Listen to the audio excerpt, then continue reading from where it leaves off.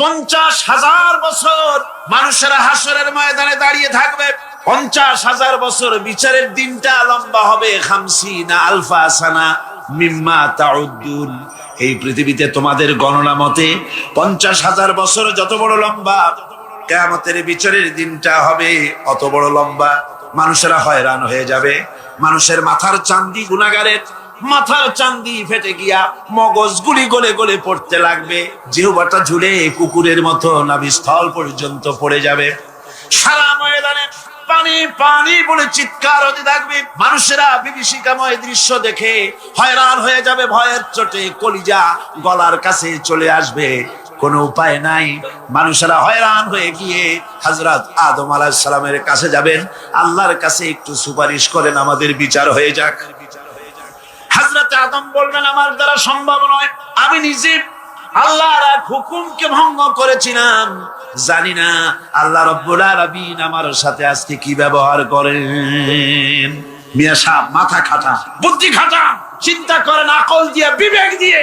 আবাল ভাষা আদম আলাইহিস সালাম আল্লাহর দরবারে কথা বলতে সাহস পাবেন না। বলবেন নূহের কাছে যাও। নূহ আলাইহিস সালাম বলবেন আমি পারবো না। ইব্রাহিমের কাছে চলে যাও।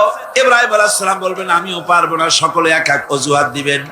বলবেন যাও মুসা আলাইহিস সালামের কাছে, তিনি বলবেন আমিও পারবো না। যাও ঈসা আলাইহিস সালামের কাছে। হযরত ঈসা বলবেন আমি তো পারবোই না, কারণ গোটা পৃথিবীর শত শত কোটি নাসারা আমারে আল্লাহর ছেলে বলেছে, আমি তো তাদেরকে কথা বলতে পারি নাই। জানি না আজই হাসরের ময়দানে আল্লাহ রাব্বুল আলামিন আমার সাথে কি ব্যবহার করেন। তবে আমি একটা পরামর্শ দিতে পারি, আল্লাহ রাব্বুল আলামিনের দরবারে আজকে কেবল কথা বলতে পারবেন বিশ্ব নবী জনাবে মুহাম্মদুর রাসূলুল্লাহ সাল্লাল্লাহু আলাইহি ওয়াসাল্লাম। হাসরবাসীরা তার কাছে যাবেন। নবীজি মাকামে মাহমুদে আল্লাহর দরবারে সেজদায় পড়ে যাবেন। এই সেজদায় কত কাল চলে যাবে আল্লাহ পাক ভালো জানেন। সেজদায় পড়ে শুধু কাঁদতেই থাকবেন। রব্বুল আলামিন বলবেন হাবিব মাথা উঠান, আপনার দরখাস্ত আমি আল্লাহ রব্বুল আলামিন মঞ্জুর করে নেব। সুবহানাল্লাহ বিহামদিহি।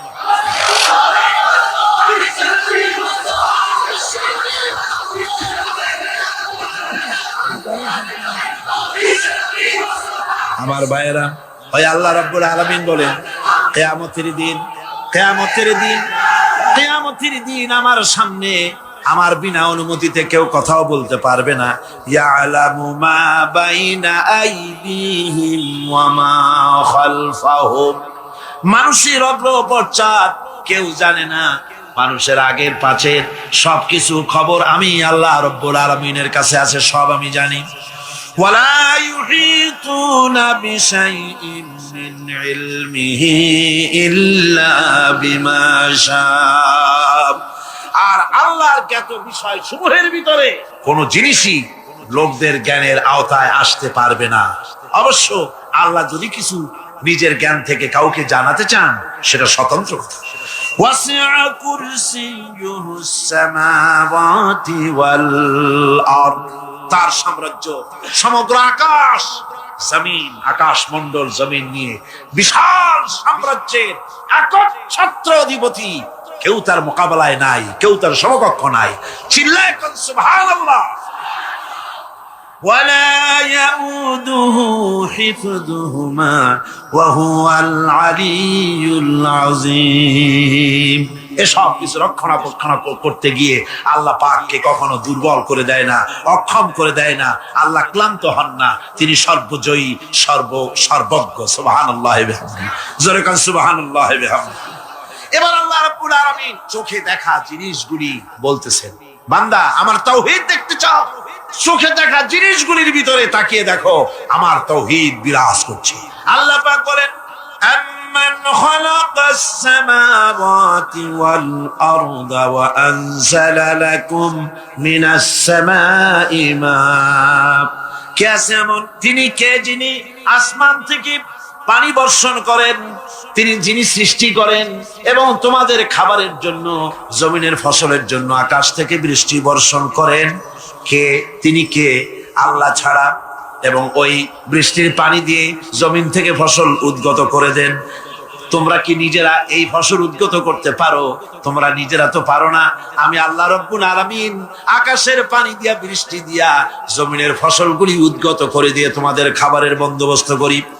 আইলাহুম মাআল্লাহি বালহুম কওমুন ইয়াদিলুন। আমি আল্লাহর সাথে এসব কাজের মধ্যে আল্লাহর সাথে কোনো অংশীদার আছে নাকি কেউ? জোরে বলেন, আছে নাকি কেউ? আল্লাহ আবার বলেন, আম্মান জাআলাল আরদা কারারান ওয়া জাআলা খিলালাহা আনহারা। যিনি এই জমিনকে বসবাসের উপযোগী করে তৈরি করে দিয়েছেন, স্থিতি করে দিয়েছেন। জমিন হেলে না, দোলে না, নাচে না, তোমার নিয়ে উল্টায়া ফালায় দেয় না। এই স্থিতি করে জমিনকে তৈরি করেছেন।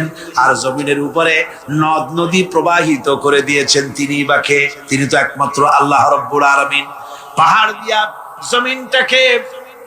দিয়া এমন ভাবে টাইট করে দিয়েছেন যাতে করে জমিন তোমাকে নিয়ে নড়াচড়া করতে না পারে। আল্লাহ পাক বলেন, আইলাহুম মাআল্লাহি বাল আকসারুহুম লা ইয়ালামুন। এসব কাজে আল্লাহর সহযোগী আছে নাকি কেউ? জোরে বলেন, আছে। সুতরাং তোমাদের অনেকেই এসব কথা বুঝতে পারো না, চিন্তা করো না। তোমাদের সমস্ত বিপদ আপদ মুসিবত সব সময় সব জায়গায় আমার সাহায্য বর্তমান। তাওহীদ ছড়িয়ে আছে পৃথিবীর সর্বত্র, আকাশে, জমিনে, মহাশূন্যে। এসবগুলি দেখে এর দ্বারা তোমরা হেদায়েত নিতে পারো। ভাইরা আমার, এই তাওহীদে পরিপূর্ণ বিশ্বাস করতে হবে। আল্লাহ ছাড়া কেউ নাই, আল্লাহ ছাড়া মালিক নাই, আল্লাহ ছাড়া খালেক নাই, আল্লাহ ছাড়া গাফফার নাই, তিনি ছাড়া জব্বার নাই, তিনি ছাড়া কাহার নাই, তিনি ছাড়া সাত্তার নাই, তিনি ছাড়া মুহাইমিন নাই। তিনি সবকিছুর মালিক, সন্তান দেওয়ারও মালিক, আবার না দেওয়ারও মালিকও তিনি। সন্তান কে দেন? জোরে বলেন, কে দেন? যারে খুশি ছেড়ে দেন, যারে খুশি মেয়ে দেন, যাকে খুশি ছেলেও দেন, মেয়েও দেন, আবার যাকে খুশি কিছুই দেন না। সবকিছুর ক্ষমতা তার। আমাদের দেশে এমন লোক আছে যে স্ত্রীর বারবার মেয়ে হয়, এই জন্য বউটাকে ধরিয়া তালাক দিয়ে দিছে। শুনছেন না এরকম? স্ত্রীর যদি বারবার মেয়ে হয়, ছেলে হয় না, সেজন্য কি স্ত্রী দায়ী? মানুষ কি দায়ী? যদি মানুষ দায়ী হয় তাহলে শুধু স্ত্রী দায়ী হবে কেন? তুমি পুরুষ, তুমিও তো দায়ী হবা। সুতরাং মানুষকে সন্তানের জন্য কেউ কাউকে দায়ী করতে পারে না। দেওয়ার মালিক আল্লাহ। সন্তানও দিতে পারেন, নাও দিতে পারেন, সবকিছু তিনিই করতে পারেন। এখন এই তাওহীদের মুমিন ব্যক্তির উপরে তাওহীদের 10টা দাবি আছে। অনেকগুলি দাবি, তার মধ্যে 10টি দাবির কথা আমি আপনাদের সামনে বলবো। কয়টা দাবি? 10টা ইনশাআল্লাহ। 10টি বড় দাবি। অনেকগুলি দাবি আছে মুমিনের প্রতি। ঈমান আনছি এ কথা বললেই হলো না, এ কথা বললেই হলো না। পশ্চিম দিকে সেজদা দিতে দিতে কপালে দাগ ফেললেই হলো না। তাওহীদ বুঝতে হবে, আর ঈমানের দাবি, তাওহীদের দাবি পরিপূর্ণ করতে হবে। সেটা কি? সে দাবি হচ্ছে মুমিন ব্যক্তির নিকট তাওহীদের যে মূল দাবি, সেটা হলো আল্লাহর মর্জিকে গুরুত্ব দিতে হবে সবচাইতে বেশি, আর মহব্বত করতে হবে আল্লাহকে সবচাইতে। এটা হলো তাওহীদের দাবি। সবচাইতে ভালোবাসতে হবে কাকে? আল্লাহ পাক কোরআনে কারীমের মধ্যে বলেন, ওয়া মিনান নাসি মান ইয়াত্তাখিযু মিন দুনিল্লাহি আনদাদান ইউহিব্বুনাহুম কাহুব্বিল্লাহ। মানুষের ভিতরে এরকম অনেক মানুষ আছে, আল্লাহরে যেভাবে ভালোবাসা উচিত সেভাবে ভালোবাসে না, বরং এত সব কিছু জানার পরে, আল্লাহর এত অবদান পাওয়ার পরে আল্লাহর পরিবর্তে মানুষকে বেশি ভালোবাসে। আল্লাহকে ভালো যতটা বাসা উচিত এরকম বাসে না। সুতরাং মুমিনের প্রথম দাবি হলো, তাওহীদের প্রথম দাবি হচ্ছে আল্লাহর যা করতে হবে আল্লাহকে খুশি করার জন্য। কারে খুশি করার জন্য? যা করব কারে খুশি করার জন্য? আল্লাহকে খুশি করার জন্য। আল্লাহর কথা অনুযায়ী, নবীর কথা অনুযায়ী কাজটি করতে হবে আল্লাহকে খুশি করার জন্য। আর ভালোবাসতে হবে সবচাইতে বেশি, জীবনের চাইতে বেশি কাকে? আল্লাহকে। আল্লাহ সুবহানাহু ওয়া তাআলা, তাকে ভালোবাসতে হবে। এটা হলো আপনার তাওহীদের প্রথম। তাওহীদের দ্বিতীয় দাবি, আল্লাহ রাব্বুল আলামিনের দরবারে কৃতজ্ঞতা স্বীকার করতে হবে। তার কৃতজ্ঞতা স্বীকারকারী বান্দায় পরিণত হয়ে যেতে হবে। আল্লাহ পাক বলেছেন, ওয়াশকুরু লিল্লাহি ইন কুনতুম ইয়্যাহু তা'বুদুন। প্রকৃতপক্ষে তোমরা যদি আল্লাহর বান্দাই হয়ে থাকো তাহলে কৃতজ্ঞতা স্বীকার করবে, আল্লাহর একমাত্র তারই প্রশংসা করবে, তার কাছেই শুকরগুজারি করবে। এই শুকরটা যদি বেশি করো তাহলে আল্লাহ খুশি হবেন। আল্লাহ বলছেন, লা ইন শাকারতুম লাযীদান্নাকুম ওয়া লা ইন কাফারতুম ইন্না আযাবি লাশাদীদ। আমার শুকর যদি আদায় করো বেশি করে তাহলে আমার শুকর আদায় করলে নিয়ামত আমি বাড়ায় দেব। আর যদি না শুকর হও, কৃতজ্ঞ যদি হও, শুকরিয়া আদায় না করো, তাহলে মস্ত বড় শাস্তি আমি তোমাদের জন্য রেখে দিয়েছি। মানুষের অভ্যাস হলো যখন সুদিন আসে আল্লাহরে ভুলে যায়, আর যখন বিপদ আসে তখন আল্লাহর কথা খুব মনে পড়ে। কথা ঠিক কিনা? আল্লাহকে খুশি করার জন্য আল্লাহর কথা অনুযায়ী, নবীর কথা অনুযায়ী কাজটি করতে হবে আল্লাহকে খুশি করার জন্য। আর ভালোবাসতে হবে সবচাইতে বেশি, জীবনের চাইতে বেশি কাকে? আল্লাহকে। আল্লাহ সুবহানাহু ওয়া তাআলা, তাকে ভালোবাসতে হবে। এটা হলো আপনার তাওহীদের প্রথম। তাওহীদের দ্বিতীয় দাবি, আল্লাহ রাব্বুল আলামিনের দরবারে কৃতজ্ঞতা স্বীকার করতে হবে, তার কৃতজ্ঞতা স্বীকারকারী বান্দায় পরিণত হয়ে যেতে হবে। আল্লাহ পাক বলেছেন, ওয়াশকুরু লিল্লাহি ইন কুনতুম ইয়্যাহু তা'বুদুন। প্রকৃতপক্ষে তোমরা যদি আল্লাহর বান্দাই হয়ে থাকো তাহলে কৃতজ্ঞতা স্বীকার করবে, আল্লাহর একমাত্র তারই প্রশংসা করবে, তার কাছেই শুকরগুজারি করবে। এই শুকরটা যদি বেশি করো তাহলে আল্লাহ খুশি হবেন। আল্লাহ বলছেন, লা ইন শাকারতুম লাযীদান্নাকুম ওয়া লা ইন কাফারতুম ইন্না আযাবি লাশাদীদ। আমার শুকর যদি আদায় করো বেশি করে তাহলে আমার শুকর আদায় করলে নিয়ামত আমি বাড়ায় দেব। আর যদি না শুকর হও, কৃতজ্ঞ যদি হও, শুকরিয়া আদায় না করো, তাহলে মস্ত বড় শাস্তি আমি তোমাদের জন্য রেখে দিয়েছি। মানুষের অভ্যাস হলো যখন সুদিন আসে আল্লাহরে ভুলে যায়, আর যখন বিপদ আসে তখন আল্লাহর কথা খুব মনে পড়ে। কথা ঠিক কিনা? কোরআনে কারীম বলছে, ওয়াইদা আনআমনা আলাল ইনসানি আ'রাদা ওয়া নাআ বিজানিবিহি ওয়াইদা মাসসাহুশ শাররু ফাযু দুআইন আরিদ। আল্লাহ রাব্বুল আলামিন বলেন, যখন আমি বান্দাকে নিয়ামত দেই, নিয়ামত পেলে পরে তখন সে পিঠ প্রদর্শন করে আমারে বুড়ো আঙ্গুল দেখায়, আর যখন বিপদ আসে তখন লম্বা চৌড়া দোয়া শুরু করে যায়। দেখেন না, যখন তুফান হয়, ঝড় হয়, টর্নেডো হয়, বরকি হয়, প্রচন্ড ঝড় এসেছে, এই ঝড়ের মোকাবেলায় কাঁদতে থাকে, আল্লাহ আমারে বাঁচাও, রক্ষা করো। আল্লাহ যদি দয়া করে মেহেরবানি করে ঘরটারে বাঁচায় দিল, তারপরে সকালবেলা কয় যে আমার বাবা বড় বুদ্ধিমান ছিলেন, পাকা শাল কাঠের খুঁটি দিছিলেন আর তাল গাছের চৌকাঠ দিছিলেন, নইলে কি ঘর টিকতো, যে ধাক্কা লাগছিল। আল্লাহ কয় দেখো বাঁচাইলাম আমি, কানলো আমার কাছে, আর এখন প্রশংসা করে তাল গাছের আর বাপ। বিপদে পড়লে আল্লাহর কথা খুব মনে ওঠে, আর বিপদ যখন যায় আর মনে থাকে না। এক বেচারা তুফানের মধ্যে পড়ছিল, নদীর ঢেউ, প্রচন্ড ঢেউ, বলতেছে আল্লাহ কোন রকম রহম করে আমার একটু খাল পর্যন্ত নিয়ে দাও, তারপর আমি যাইতে পারবো না। বিপদ যখন আসে সে সময় আল্লাহর কথা খুব মনে পড়ে বান্দা, আর বিপদ যখন চলে যায় তখন আল্লাহকে বেমালুম মানুষেরা ভুলে যায়। এই জন্য তাওহীদের দাবি হচ্ছে মানুষ যেন শুকরগুজারকারী, কৃতজ্ঞতা স্বীকারকারী বান্দায় পরিণত হয়ে যাবে, সব জায়গায় শুকর করবে আল্লাহ। পানি খাবে, পানি পান করে বলবে আলহামদুলিল্লাহ, খানা খাবে বলবে আলহামদুলিল্লাহ, কোন একটা ভালো কাজ দেখবে বলবে আলহামদুলিল্লাহ। সমস্ত প্রশংসা হবে আল্লাহ রাব্বুল আলামিনের। কার হবে? আল্লাহ পাকের শুকরিয়া আদায় করতে হবে সমস্ত ব্যাপারই। শুকরিয়া, কৃতজ্ঞতা আল্লাহ। গাছের ফল খুবই মিষ্টি, আম খেলেন, আমটা খুব মিষ্টি লেগেছে, প্রশংসা এমন হবে না যে আম, এই গাছটা বড্ড ভালো, খুব মিষ্টি আম দেয়, বরং প্রশংসা হবে এই গাছের আমটা যিনি মিষ্টি করলেন সেই আল্লাহ পাকের। কথা বুঝে আসছে? ডাক্তারে ওষুধ দিল, রোগ ভালো হয়ে গেল, প্রশংসা ডাক্তারের হবে না, প্রশংসা হবে ওই ডাক্তারকে সঠিক ডায়াগনোসিস করার তৌফিক যিনি দিয়েছেন, যিনি ওষুধটাকে রোগ মাফ করার জন্য কাজে লাগাই দিলেন। প্রশংসা হবে সেই আল্লাহ রব্বুল আলামিনের। সব সময় সমস্ত ব্যাপারে প্রশংসা, একমাত্র প্রশংসা কার? আল্লাহ। মানুষেরা বোঝে না, মানুষেরা তাই কৃতজ্ঞতা স্বীকার করতে জানে না, আল্লাহ শুকরিয়া আদায় করে না। আল্লাহ পাক বলেন, আমার যত নিয়ামত দিয়েছি নিয়ামত গুলি খাও আর শুকরিয়া আদায় করো। কিভাবে? আলহামদুলিল্লাহি রাব্বিল আলামিন। সবাই পড়েন আলহামদুলিল্লাহি রাব্বিল আলামিন। একটুখানি জোরে সোরে জিকির করেন লা ইলাহা ইল্লাল্লাহ, লা ইলাহা।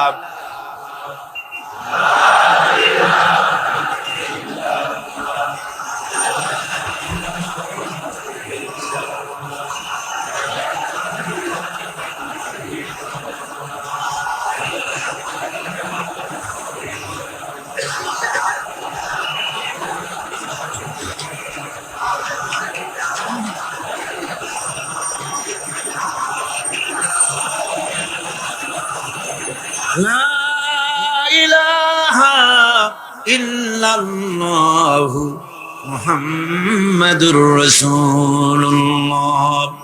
তাওহীদের তৃতীয় দাবি হচ্ছে, দাবিগুলি মুখস্থ করে যান, কাজে লাগবে, কিয়ামতের দিন কাজে লাগবে, দুনিয়ায় কাজে লাগবে। এই তাওহীদ যদি না বুঝি, শিরক থেকে যদি না বাঁচতে পারি, ঈমান যদি বদ্ধমূল না হয়, দুনিয়ার ভিতরে মুসলমান টিকে থাকার কোনো কারণ নাই। আল্লাহ সেই সব নামধারী মুসলমানদের কেন সাহায্য করবে? যারা নামাজ পড়বে, সেজদা দেবে আল্লাহরে, আর সাহায্য চাইবে কোন কবরের কাছে গিয়া, কোন খাজার কাছে গিয়া সেজদা দিবে যেখানে সেখানে। 3 নম্বরে তাওহীদের দাবি হচ্ছে কেবলমাত্র আল্লাহ পাককে সেজদা করবে, আর কাউকে সেজদা করা যাবে না। সেজদা হবে কার জন্য? সিল্লা এখন কার জন্য?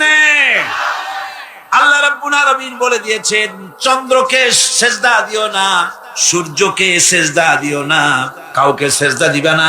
সেজদা দিবা কেবলমাত্র আমি আল্লাহরে। মাথাটা আমার সামনে নত করে দাও। আমি সেদিন বলেছিলাম, বোধহয় মনে আছে, আমাদের শরীরটাই আল্লাহ বানাইছেন সেজদা দেওয়ার কায়দা করে, যাতে করে সেজদাটা দেওয়া যায়।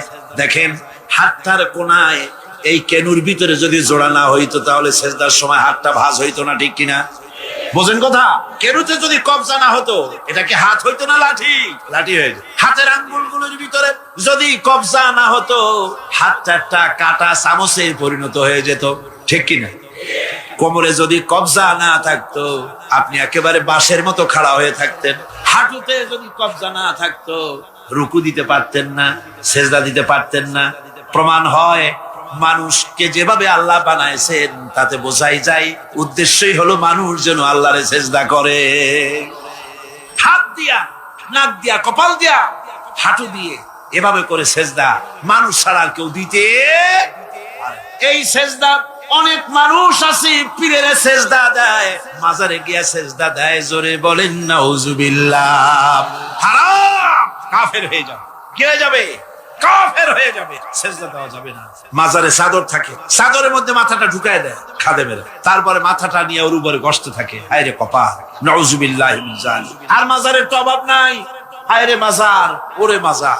রাস্তার ধারে ধারে যত মাজার দেখলাম এ পর্যন্ত আমার এই ছোট্ট জীবনে, রাস্তার ধারে ছাড়া মাজার খুব কম দেখছি। সব রাস্তার ধারে। এয়ারপোর্টে মাজার নাই, রেল স্টেশনে মাজার নাই, স্টিমার স্টেশনে মাজার নাই, লঞ্চ স্টেশনে মাজার নাই। সব বাস ট্রাক চলে যে সব রাস্তায়। সেদিন দেখলাম মাগুরার ঝিনাইদার মাঝখানে কোনোদিন মাজার ছিল না, হঠাৎ এক মাজার গজাইছে, বিরাট সাইনবোর্ড, তাতে লেখা, ড্রাইভার ভাইরা মাজার বহুত গরম, তার মানে বাস থামাইয়া পয়সা দিয়ে মাজারে ঠান্ডা করিয়া যাও। আশ্চর্য কথা। আর ঠিক ড্রাইভাররা যাওয়ার সময় ওখান থেকে গাড়ি আসতে চালায়। তাহলে আল্লাহর ওলি সম্পর্কে ধারণা কি? যিনি এতই খারাপ মানুষ, যাত্রী বোঝাই বাস উল্টায় দেবে। কি আশ্চর্য কথা। আবার মাজারে মশারি টানায় দেয়। জিদ তামাশা। তাহলে তোমার পীর সাহেব সম্পর্কে তোমার ধারণা এত খারাপ যে লোকটারে দুনিয়াও মশায় খাইতো, কবরেও মশায় খাবে মশারি টানা। যে ব্যক্তি মশারি টানাই দিল কবরে, হয়তো খুঁজে দেখা যাবে তার বাপেরে মশায় খায়, তার মায়েরে মশায় খায়। আমার বন্ধুগণ, বাংলাদেশে এমন অনেক মাজার আছে যেই মাজারে শুধু মাজার, মুদ্রার বলতে কোনো জিনিস নাই। স্বপ্নে দেখা মাজার, স্বপ্নে পাইছে মাজার। তারপরে শোনেন শোনেন শোনেন আগে, ভেড়ামারা কুষ্টিয়া জেলা, সেখানে আছে হযরত ঘোড়া শাহ রহমতুল্লাহ আলাইহির মাজার। আবার রাজশাহীতে আছে বিড়াল শাহ রহমতুল্লাহ আলাইহির মাজার। ঘোড়া ভেড়া সব রহমতুল্লাহ আলাইহি হয়ে যাচ্ছে। এই জন্য এক কিতাবের ভিতরে লিখেছিলাম, একজন পীর সাহেব তার মুরিদরে একটা গাধা দিয়েছিল। গাধাটাকে নিয়ে এসে গরিব মানুষ এই গাধা দিয়ে ব্যবসা করতো, এক বাজারের মাল আর এক বাজারে নিত, এইভাবে ব্যবসা করতে করতে একদিন হঠাৎ করে গাধাটা মরে গেল। বেচারা মহাচিন্তায় পড়ে গেল, আরে গাধা মরে গেল, আমি বাঁচবো কেমন, আমি রুজি করবো কি দিয়া, এইটা দিয়েই তো ব্যবসা করতাম, কি করা যায়। শেষ পর্যন্ত রাস্তার ধারে মাটি খুঁজিয়া গাধাটারে কবর দিয়া সেই কবরের পাশে বসে কাঁদতেছে। দুপুর থেকে কাঁদতে কাঁদতে সন্ধ্যা হয়ে গেছে। এখন ওই দিন ছিল হাটবার, যারা বাজারে যাচ্ছে, যাওয়ার সময় দেখে যে একটা কবরের পাশে বসে একটা মানুষ কাঁদবে। চিন্তা করলো এখানে তো কোনোদিন মাজার টাজার দেখি নাই, হয়তো স্বপ্নে কোনো অলিউল্লাহর মাজার আবিষ্কার হয়ে গেছে। বাজার করে যখন ফিরতেছে তখন ওই যে দেখে যে সে লোকটা তখনও বসে আছে।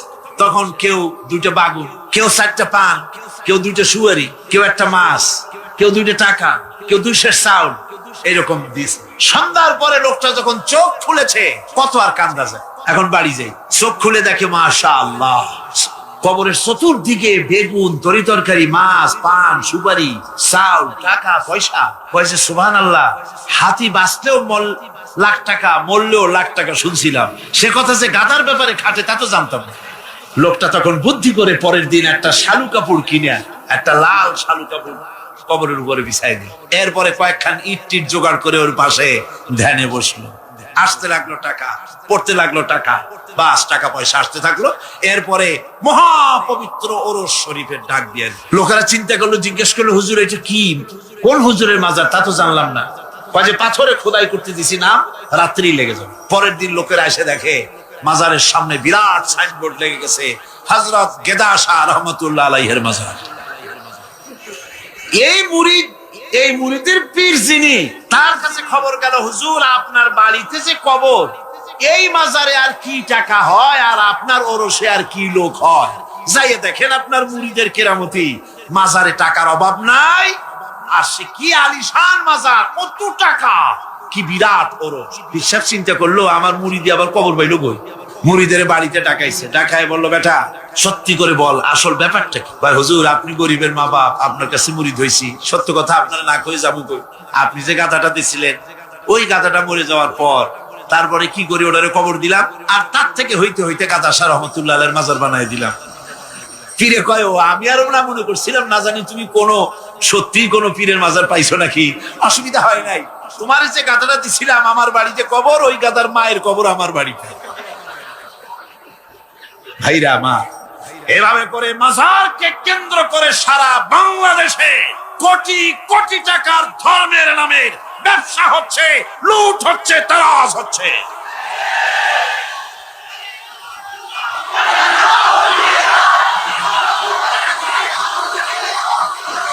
আমার বন্ধুগণ, সুতরাং মাজারে লক্ষ্য করুন, মাজারে সেজদা দেওয়া যাবে না, পীরের সেজদা দেওয়া যাবে না, মাজারে টাকা দেওয়া যাবে না, চাদর দেওয়া যাবে না, আগরবাতি দেওয়া যাবে না, পয়সা দেওয়া যাবে না, মোমবাতি দেওয়া যাবে না। দিবেন আপনারা, দিবেন। কারা কারা দিবেন না, দুই হাত উঁচু করে দেখান। আলহামদুলিল্লাহ।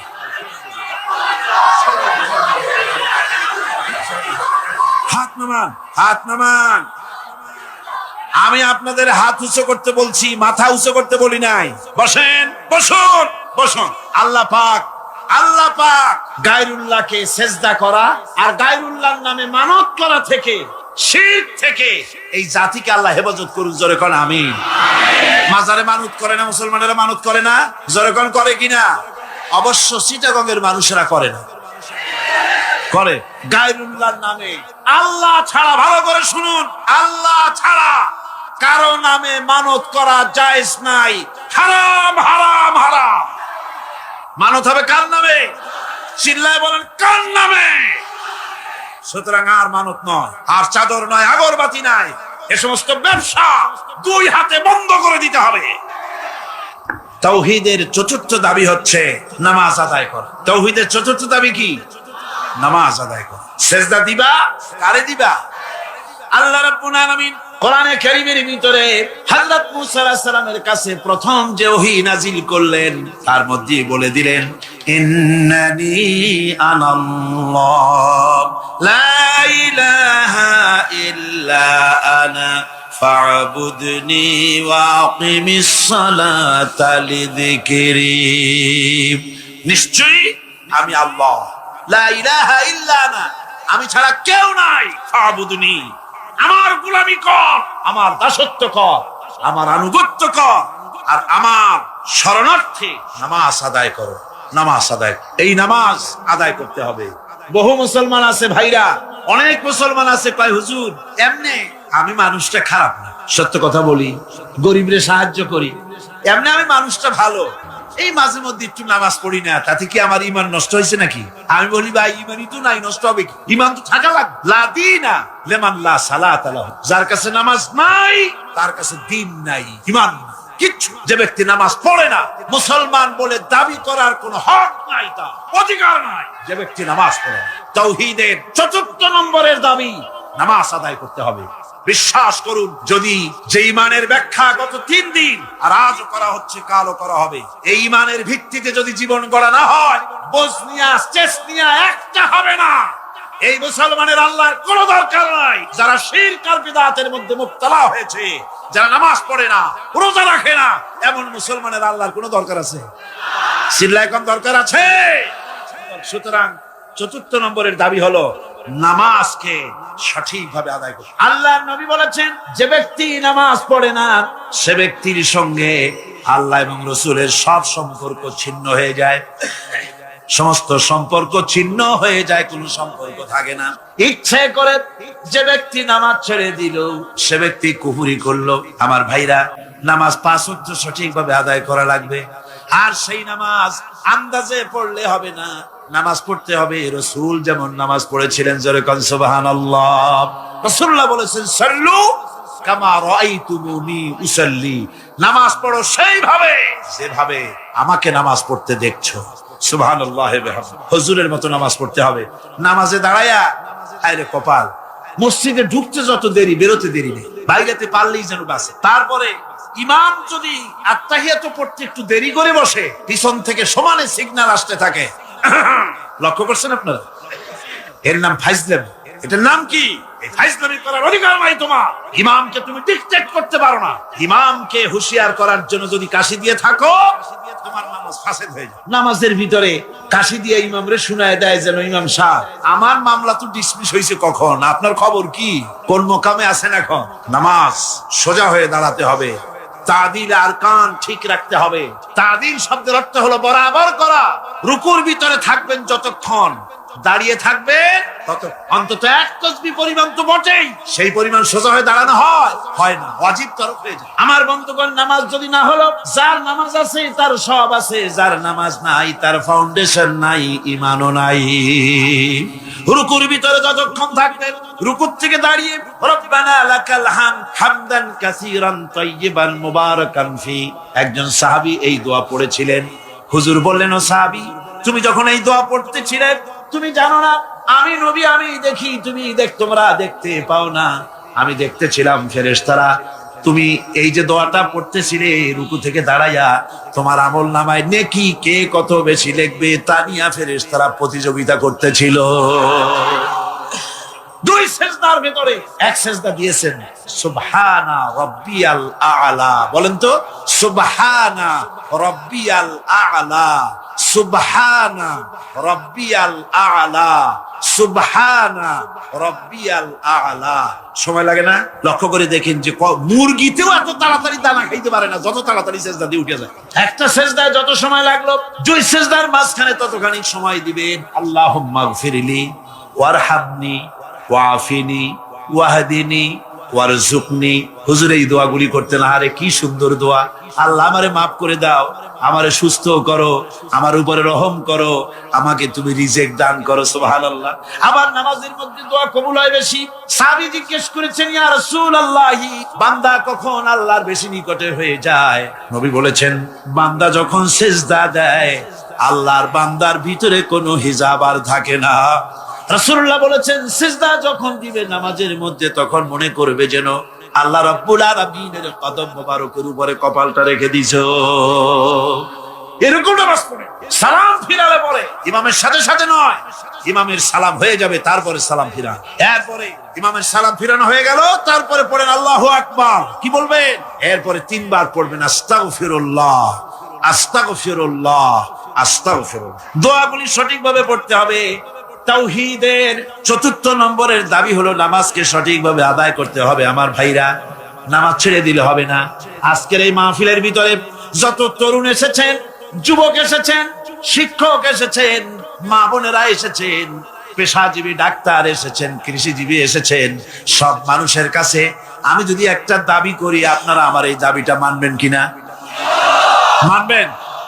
আমার দাবি আপনাদের কাছে, তাওহীদের দাবি আপনাদের কাছে এই, আসুন ওয়াদা করি, যতক্ষণ এত বড় ফরজ যে নামাজ না পড়লে জাহান্নামে যেতে হবে, নামাজ না পড়লে ঈমান থাকবে না, মুসলমান বলে দাবি করার কোনো হক নাই, এই যখন অবস্থা, এই নামাজ যতদিন না আজরাইল আমাদের শিয়রে না আসতেছে ততদিন পর্যন্ত নামাজ ছেড়ে দেব না। এই ওয়াদা কি করতে পারেন? হাত উঁচু করে দেখান, হাত উঁচু করে দেখান। আলহামদুলিল্লাহ, হাত উঁচু করে রাখেন, আল্লাহ দেখুক। হাত উঁচু করে রাখেন, আল্লাহ দেখুক। আলহামদুলিল্লাহ। হাত নামান, হাত নামান। আল্লাহ পাক কবুল করুন। জোরে করেন আমিন, আরো জোরে বলেন আমিন। আজকের এশা থেকে শুরু হবে। আজকে অনেকের বলি, ভাই নামাজ পড়ো না কেন? নামাজটা পড়ো। হুজুর দোয়া করেন, চেষ্টা করতেছে।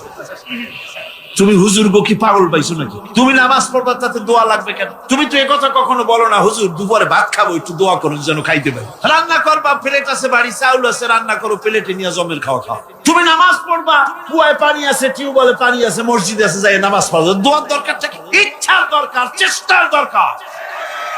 সুতরাং সব অজুহাত ছেড়ে দিতে হবে। আগে নামাজ। আর্মি হন, বিডিআর হন, পুলিশ হন, ডিসি হন, এসপি হন, মন্ত্রী হন, প্রেসিডেন্ট হন, যেই হন, আকাশ আর জমিনের মালিকের সামনে নাক আর কপাল দিয়া ঘষে প্রমাণ করুন আপনি আল্লাহর গোলাম। কার গোলাম?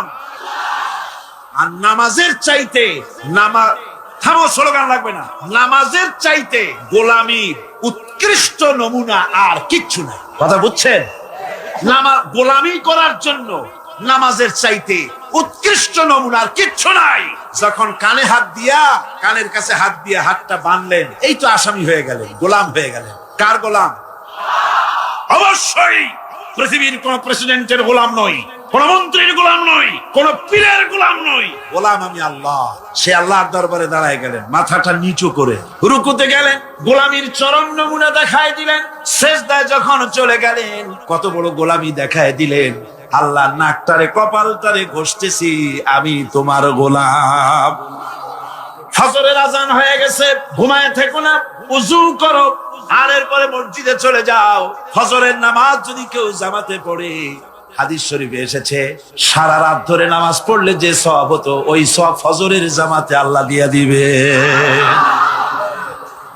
এত সওয়াব দিয়া মসজিদে বলা হয়, হাইয়া আলাস সালাহ, হাইয়া আলাল ফালাহ, এসো নামাজের দিকে, এসো কল্যাণের দিকে। সাহেব ডাকছে, তখন বসে থাকে ঠ্যাঙের উপরে ঠ্যাং ফলাইয়া, সিগারেট বাম হাতে ধরাইয়া টান দিয়া ফু ছাড়িয়ে দিয়ে দেখে ফু যায় কোন দিকে। কি এর নামাজ, কি এর রোজা? তুমি যদি আল্লাহরে সেজদাই না দিলা, তুমি আর গরু কোনো পার্থক্য নাই। আছে পার্থক্য? আমি কি বেশি বললাম নাকি?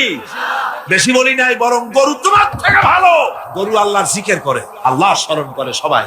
তুমি আল্লাহ স্মরণ থেকে নাফরমান হয়ে গিয়েছো। ফজরের সময় উঠি সেজদা দিয়া প্রমাণ করো, আল্লাহ এই দিন শুরু করলাম তোমার গোলামির মাধ্যমে, কপালটা মাটিতে ঠেকায় দিয়া প্রমাণ করে দিলাম আমি তোমার গোলাম। দুপুরের সময় তুমি যেন আল্লাহর গোলামি ভুলে না যাও, এজন্য জোহরের নামাজ দুপুর বেলায় আর একবার সেজদা দিয়া প্রমাণ করো, আল্লাহ আমি ভুলি নাই, আমি তোমার গোলাম। আসরে আর একবার, দিন যখন শেষ হয়ে যায় মাগরিবের সময়, দিন শেষে আর একবার স্মরণ করিয়ে দিচ্ছি নিজেকে, আল্লাহ আমি তোমার গোলামি ভুলি নাই, আমি তোমার গোলাম। মাথাটা আবার ঘষলাম। রাতে যখন বিছানায় শুতে যাও ঈশার নামাজের সময় আবার মাথাটা সেজদা দাও, গোলামির নমুনা দেখায় দাও, আল্লাহ এবার শুতে যেতেছি, তোমারে সেজদা দিয়া তারপরে শুতে গেলাম। আমি সবসময় তোমার গোলাম। কার গোলাম? চিল্লা এখন কার গোলাম? সুতরাং ছাত্র ভাইরা, মা বোনেরা, ছেলেরা, ভাইয়েরা, যুবকরা, তরুণেরা, পেশাজীবী, কৃষিজীবী, সাংবাদিক, যারা সকলের প্রতি দাবি, এই যে ওয়াদা করেছেন, হাত উঁচু করছেন, দেখছে কে? সাক্ষী কে? আজ এশা থেকে আমল করবেন। মনে করবেন আজ না, এই কাল পরশু থেকে শুরু করব। কাল পরশু আপনি বাঁচবেন কোন পাগলে বলছে? কোন প্রমাণ আছে তার? কোন প্রমাণ আছে? নাই। সুতরাং 5 ওয়াক্ত নামাজকে সঠিকভাবে আদায় করতে হবে। এটাই হলো, এটা কি? তাওহীদের 4th নম্বরের দাবি। 5ম নম্বরের দাবি হলো আল্লাহর হুকুম পালনকারী বান্দায় পরিণত হতে হবে। আল্লাহ যা হুকুম করেছেন তা সব মেনে নিতে হবে। ফাইলাহুকুম ইলাহুন ওয়াহিদুন ফালাহু আসলিমু ওয়া বাশশিরিল মুখবিতিন। অতএব তোমাদের আল্লাহ রাব্বুল আলামিনের সামনে, এক আল্লাহর সামনে আনুগত্যের মস্তক অবনত করে দাও। আর আনুগত্যকারীদের জন্যই রয়েছে আল্লাহর সুসংবাদ। তাদের জন্য খুশখবরি আছে জান্নাতের, যারা নাকি আনুগত্য করে, যারা মাথা নত করে আল্লাহর দরবারে, তাদের জন্যই শুভ সংবাদ আছে। তাওহীদের 6ষ্ঠ দাবি। তাওহীদের 6 নম্বরের দাবি হলো আল্লাহ কি ভয় করতে হবে। কারে ভয় করা লাগবে? ভয় করবেন কারে? ইয়া আইয়ুহাল্লাযীনা আমানুত্তাকুল্লাহা হাক্কা তুকাতিহি ওয়া লা তামুতুন্না ইল্লা ওয়া আনতুম মুসলিমুন। ইয়া আইয়ুহাল্লাযীনা আমানু, হে বিশ্বাসীরা, ভয় করো আমি আল্লাহকে। ভয় করার মতো যেমনটি ভয় করা উচিত তেমনটি ভয় করো। দিনের বেলা ভয় করবেন, রাত্রি বুঝি করবেন না নাকি? কি গান? দিনে যে আল্লাহ দেখে, রাত্রি বুঝি দেখে না? অফিসে দেখে না? সব জায়গায় দেখে, সব জায়গায় দেখে। আপনি যদি ঘুষ খান আল্লাহ টের পায় না? কোন টের পান কিনা? এসে বলছে, স্যার এই যে চাইছিলেন টাকাটা নেন, আমার কাজটা একটু করে দিয়ে।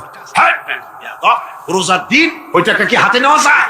আশ্চর্য কথা, আপনি তো টাকা চাইছিলেন, চাইছি তাই কি হয়েছে? রোজা রেখে ওই সব টাকা হাতে নেওয়া যায় নাকি? করবো কি? ওই টেবিলের ড্রয়ারে থুয়ে যাও। টেবিলের ড্রয়ারে টাকা থুইয়া তারপরে লোকটা বলতেছে, স্যার আপনি যা করলেন আমার একটা গল্প মনে পড়ে গেল, যদি কিছু মনে না করেন। কয় বলো কি গল্প? কয় যে একটা লোক খুব বেশি পাকা ফজলি আম দিয়া, দুধ দিয়া ভাত মাখাইয়া খাচ্ছিল। তারপরে ছেলেকে ডেকে বলছে, এই বল্টু চামচ নিয়ে আয়। কয় বাবা হাত দিয়ে তো ভাত খাচ্ছিলে, আবার চামচ কেন? কয় তুই তার বুঝবি কি, আমটা এত বেশি পাকা যে দুধ দিয়ে যখন মাখাইছি একেবারে আমাশা রুগীর বিষ্ঠার মতো লাগে, সেই জন্য হাত দিয়া খেতে ঘৃণা করে বলে চামচ দিয়া খাইতে চাইছি। রোজার দিন ওই টাকা কি হাতে নেওয়া যায়? সুতরাং ড্রয়ারের মধ্যে ধুয়ে যাও। তাহলে বোঝা গেল লোকটা আল্লাহরে ভয় করে না। রোজা রাখে ঠিক, নামাজ পড়ে ঠিক, আল্লাহরে ভয়, আল্লাহর ভয় যদি অন্তঃকরণে থাকে ঘুষ খেতে পারে না। জোরে বলেন পারে? জোরে বলেন পারে? ঘুষ খাও। গরিব মানুষেরা ঘুষ দেয় কাজ আদায় করেন, কিন্তু টাকায় বরকত হয় না। বেতন পায় 5,000 টাকা, কিন্তু বাড়িতে রঙিন টেলিভিশন, ডিশ এন্টিনা, ঠেলা কত, পোলাও কোরমার অভাব, বড় বড় পাঙ্গাস হুজুরের বাড়ি হাজির, তারপরে খাসির চর্বি, জব্বের খাওয়া খায়। বেতন 5,000, মাসে ইনকাম করে লাখখানেক টাকা, কিন্তু বরকত নাই। কিরকম বরকত নাই? ঘরে আসছে, সারাদিন খাটাখাটনি করে এসে দেখে মেয়ে একটা গড়াগড়ি করতেছে। কি হয়েছে তোর? আমার পেটে ব্যথা। আর একটা দাঁড়ায় রয়েছে, তোর হয়েছে কি? আমার জেনে ধরছে। বউ মাথা ধরে বসে আছে, তোমার কি? আমার মাথা যায় সিরিয়া বেদনার চোটে। ছেলে একটা দাঁড়ায় লাফায়, তোর কি হয়েছে? কয় আমি মর। এখন ওজারে টাকা দাও, বৌদ্ধরে টাকা দাও, মৌলবীরে টাকা দাও, তারে পয়সা দাও, ওজা আনো, বৌদ্ধ আনো, ডাক্তার আনো। আনতে আনতে কামাই করছিল 1 লাখ, খরচ হয়ে গেল 1.5 লাখ। হারামে বরকত নাই। হারামে বরকত আছে? বরকত নাই। দেখেন না কুত্তার বাচ্চা হয় কয়টা বছরে? হ্যাঁ, চিটাগাং কুত্তা নাই? কয়টা হয় বাচ্চা বছরে? 7টা 8টা। অর্থ কোন জন্ম নিয়ন্ত্রণের বালাই নাই, জন্মের হওয়া। এই যে কুত্তা এত হওয়া হইল, সব কুত্তা যদি বাঁচতো, আপনারা রাস্তায় হাঁটতে পারতেন? হাঁটতে পারতেন? কুত্তার জ্বালায় হাঁটতে পারতেন না, যেহেতু ওটা হারাম। জন্মের হওয়া হইল অত কোনো বরকত। আর গরু হলো হালাল। গাভী বাছুর দেয় কয়টা? কয়টা? মাত্র 1 বছরে। আর তারপরে মুসলমানেরা কুয়াতুল মুসলিমিন, জন্মের খাওয়া খায় এই গরু। এরপরে গরুর অভাব আছে, যেহেতু ওটা হালাল, এতে বরকত হয়। হারাম বেতন, বেতন নয়, হারাম ভাবে ঘুষের টাকা নিয়েছেন, যে টাকা দিয়েছে সে তো টাকাটা না দিয়ে পারে নাই, করবে কি, কাজ আদায় করার জন্য দিছে। টাকাটা দেয় আর একটু কোষ্টা হাসি হাসে, হাসিও না কান্দাও না, একটা বেটকি দেওয়ার মতো অফিসের সামনে দিয়া তারপরে বাড়ির দিকে যায় আর বলে, আল্লাহ এতগুলি টাকা আমার নিল, ওরে কলেরা দিয়ে ওর পুষ্টি সাফ করে দিছে। এই বদদোয়া করে, এই বদদোয়া করে। তাই ঘুষখোর অফিসারদের কামাই রুজিতে বরকত নাই। কথা ঠিক কিনা কর? ঘুষ ছাড়ো, ঘুষ হারাম, পায়খানার মতো হারাম, শুয়ারের মাংসের মতো হারাম। ঘুষ হারাম, সুদ হারাম। সুতরাং আল্লাহর ভয় করো। ইমানের 6 নম্বরের দাবি, ভয় করতে হবে কাকে? আল্লাহ রাব্বুল আলামিনকে ভয় করতে হবে। 7 নম্বরের তাওহীদের দাবি হচ্ছে সাহায্য চাইতে হবে কেবলমাত্র আল্লাহ রাব্বুল আলামিনের কাছে। প্রত্যেক নামাজের ভিতরেই তো আমরা বলি, ইয়্যাকা না'বুদু ওয়া ইয়্যাকা নাস্তাঈন। পড়েন সবাই, ইয়্যাকা না'বুদু ওয়া ইয়্যাকা নাস্তাঈন। পয়গম্বরের ছেলে পর্যন্ত বিগড়ে গেছে। নূহ আলাইহিস সালাম আল্লাহর পয়গম্বর, ছেলে কাফের। লূত আলাইহিস সালাম আল্লাহর পয়গম্বর, স্ত্রী কাফের। আছে না? হেদায়েতের মালিক কে? দেখেন, ফেরাউন কাফের, স্ত্রী আসিয়া মুমিনা। সুবহানাল্লাহ বিহামদি। চিন্তা করা যায় হেদায়েত কত বড় নিয়ামত। ফেরাউন তাকে চাপ দিয়েছে, মানসিক ভাবে বলেছে আমার উপর ঈমান আনো, মুসা আলাইহিস সালামের উপর ঈমান ছেড়ে দাও, তাকে বাদ দাও, মুসা আলাইহিস সালামের আল্লাহর উপরে বিশ্বাস প্রত্যাহার করো। আসিয়া বলছি তোমার উপর ঈমান আনবো, তুমি যে কেমন খোদা, আমার চাইতে ভালো তো কেউ জানে না, আমি তোমারে খোদা বলে মানি না। ফেরাউন বলল, লোক লস্করকে ডেকে বলল, এরে নিয়ে যাও, এদেরকে তক্তার মধ্যে লোহাগুলি ফুটায় দিয়া সেই লোহার উপরে ভূত করে শোয়ায় দাও, আর চতুর্দিক থেকে মারতে থাকো, পিটাইতে থাকো, লোহাগুলি শরীরে ফুটতে থাকুক, তার চিল্লানির আওয়াজ যেন আমি সিংহাসনে বসে শুনতে পাই। আল্লাহর এই বান্দিকে তক্তার উপরে 1000 লোহা পিটাইয়া তক্তা উল্টায় দিয়েছে। লোহাগুলি কি হয়েছে? খারাপ হয়ে গেছে। ওর উপরে ভূত করে শোয়াইয়া পিটানো শুরু হয়েছে। হযরতে আসিয়া প্রাণ ভিক্ষা চাইলেন না। কোরআনে কারীমে রব্বুল আলামিন বলেন, হযরতে আসিয়া কাঁদতে লাগলেন আর বলতে লাগলেন, রব্বুল আলামিন আমি জালিমের জুলমের মধ্যে পড়েছি, আয় আল্লাহ তাআলা এই জুলুম থেকে, ফেরাউন এবং তার সাথী সঙ্গীদের জুলুম থেকে আমারে বাঁচাও, আর তোমার কাছে জান্নাতের ভিতরে আমার জন্য একটা ঘর বানাইয়া দিও, আমাকে ঈমানের মওত দিও। রব্বুল আলামিন ফেরেশতাদেরকে অর্ডার করলেন, আমার ফেরেশতারা আসমানের দরওয়াজাগুলি খুলে দাও, আমার আসিয়া যেন আমার জান্নাত দেখে তার রূহ যেন জান্নাতের দিকে পারওয়াজ করতে পারে। হেদায়েত আল্লাহ যারে দেন, আগুনের উপরে দাঁড়িয়ে সে আগুনের অগ্নি পরীক্ষা দিয়ে হেদায়েতের উপরে টিকে থাকে, আর কপালে যার নাই হেদায়েত থেকে বিগড়ে যায়। এই জন্য আল্লাহর কাছে এই দোয়া করতে হবে, রব্বানা লা তুজিগ কুলুবানা বা'দা ইয হাদাইতানা ওয়া হাব লানা মিন লাদুনকা রাহমাতান ইন্নাকা আনতাল ওয়াহ্হাব। কিয়ামত হলো, হাসর হলো, মানুষগুলোকে একত্রিত করা হলো। এবার আল্লাহ দরবারে আল্লাহ রাব্বুল আলামিন হিসাব নিবেন, নিকাশ করবেন, হিসাব নেবেন। 2 ধরনের হিসাব হবে। সমস্ত মানব কুলের অপরাধের ভালো কাজের খাতাপত্র হাজির হয়ে যাবে, এটি এক ধরনের। আর মোমেন ব্যক্তিদের অপরাধের খাতাগুলিও এক জায়গায় হবে আল্লাহ রাব্বুল আলামিনের সামনে। নবীজি বলেছেন দোয়া করো আল্লাহর কাছে এভাবে, আল্লাহুম্মা হাসিবনি হিসাবান ইয়াসীরা। পড়েন আল্লাহুম্মা হাসিবনি হিসাবান ইয়াসীরা। আয় আল্লাহ তুমি আমাকে সহজ হিসাব নাও। সাহাবীরা জিজ্ঞেস করেছেন নবীজি সহজ হিসাব কাকে বলে? আল্লাহ নবী বলেছেন কিয়ামতের দিন আল্লাহ রাব্বুল আলামিন যদি কাউকে ক্ষমা করতে চান, কারো প্রতি যদি আল্লাহর দয়া হয়ে যায়, তাহলে রব্বুল আলামিন তাকে এক পর্দার আড়ালে নিয়ে যাবেন আর জিজ্ঞেস করবেন বান্দারে এই সব গুনাহ করছো নাকি? গুনাহগুলির নাম আল্লাহ বলবেন, দেখায় দিবেন এই এই গুনাহ করছিস।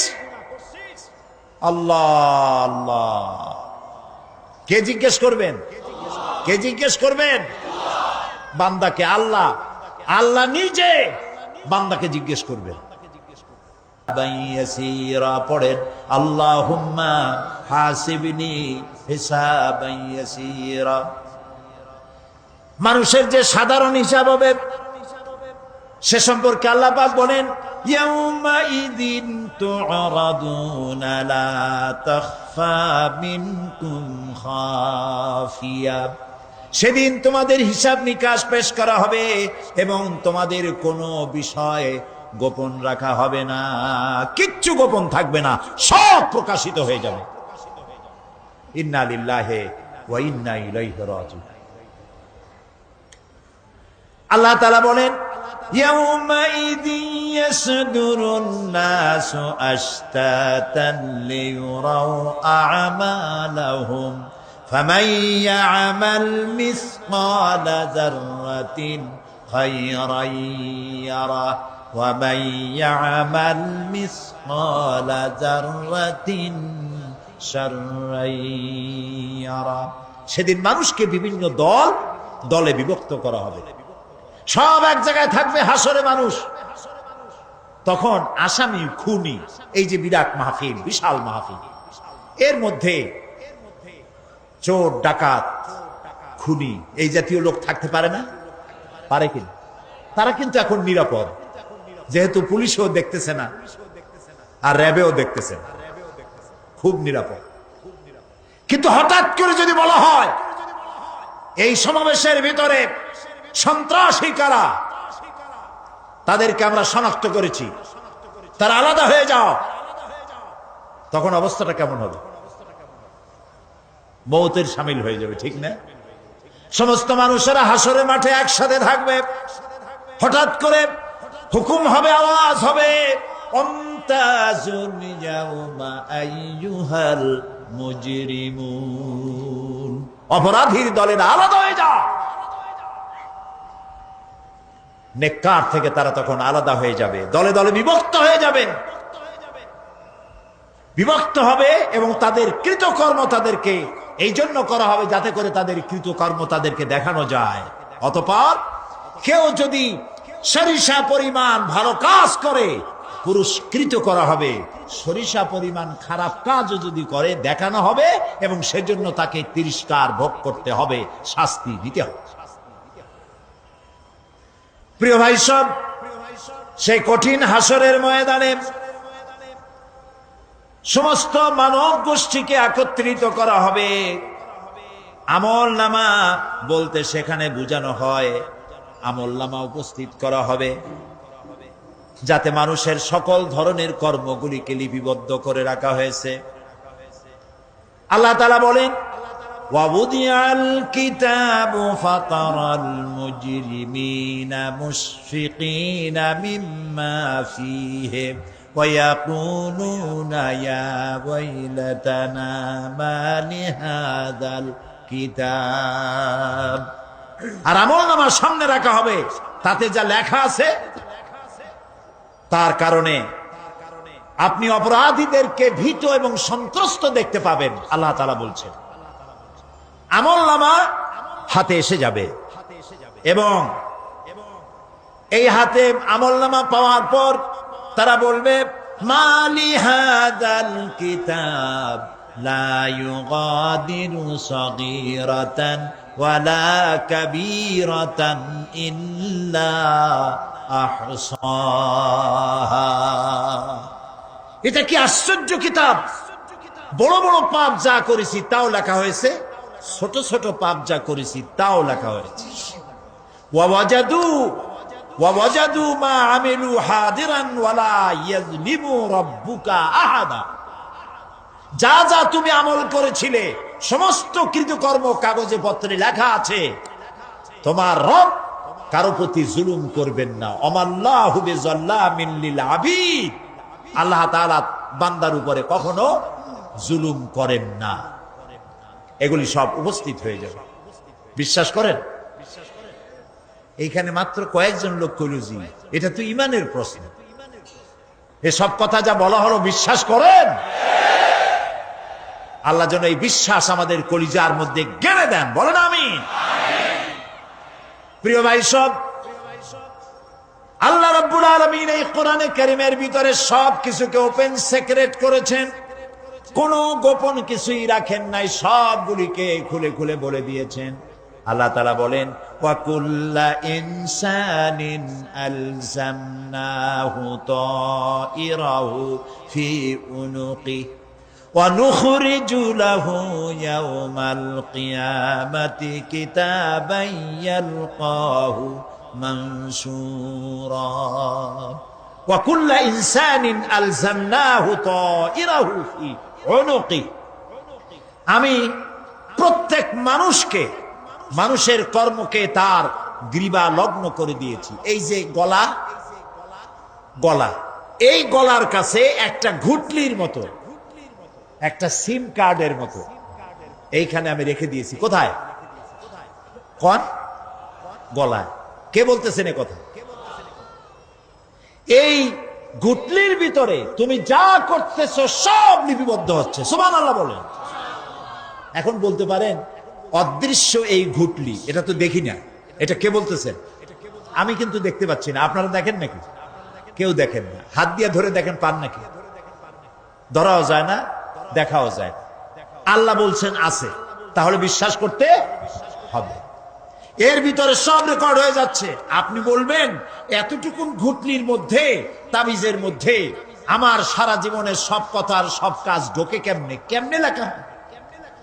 তাহলে পাল্টা প্রশ্ন করি, আপনার মোবাইলের সিম কার্ডে এত ফোন নাম্বার, এত ইমেল, এত কি বলে, এত টেক্সট, এত কিছু, আপনার আরো কি জানি আছে, মেসেজ দেওয়াটা হাবিজাবি আছে না, অনেক কিছু খুশি সুদ্ধা, এগুলো কেমনে হয়? ছোট্ট একটা সিম কার্ডের মধ্যে কেমনে হয়? শত শত টেলিফোন নাম্বারের মধ্যে ঢুকে যায়। আমার একটা টেলিফোন দিয়ে মোবাইল দিল, কোথা থেকে দিল? লিসবন। কোথায়? কি আন্দাজে কয় অস্ট্রেলিয়া? লিসবন হচ্ছে পর্তুগালের রাজধানী। পর্তুগালের রাজধানী, সেখানে প্রোগ্রাম ছিল, ওরা আমাকে একটা মোবাইল দিল। এটি যে কত ফাংশন আল্লাহ ভালো জানে, আমি এখনো শিখতে পারি নাই। এত ফাংশন, এতটুকু একটা মোবাইলের মধ্যে। কম্পিউটার, কম্পিউটারের ছোট্ট একটা মাইক্রোচিপ যন্ত্র, যে কম্পিউটার ব্যবহার করা এখন বাচ্চা ছেলেপেলেরাও জানে। এটা একটা পৃথিবীর বিস্ময়।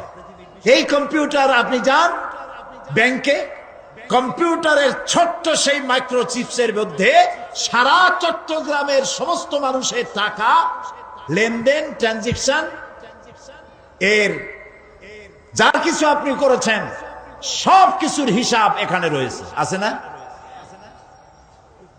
তাহলে এতটুকুন একটা মাইক্রোচিপসের মধ্যে এত সহস্র কোটি কোটি টাকার হিসাবপত্র, লেনদেন, এই ছোট্ট জিনিসের মধ্যে ঢুকাবার মতো জ্ঞান মানুষের মাথায় দিছে কে?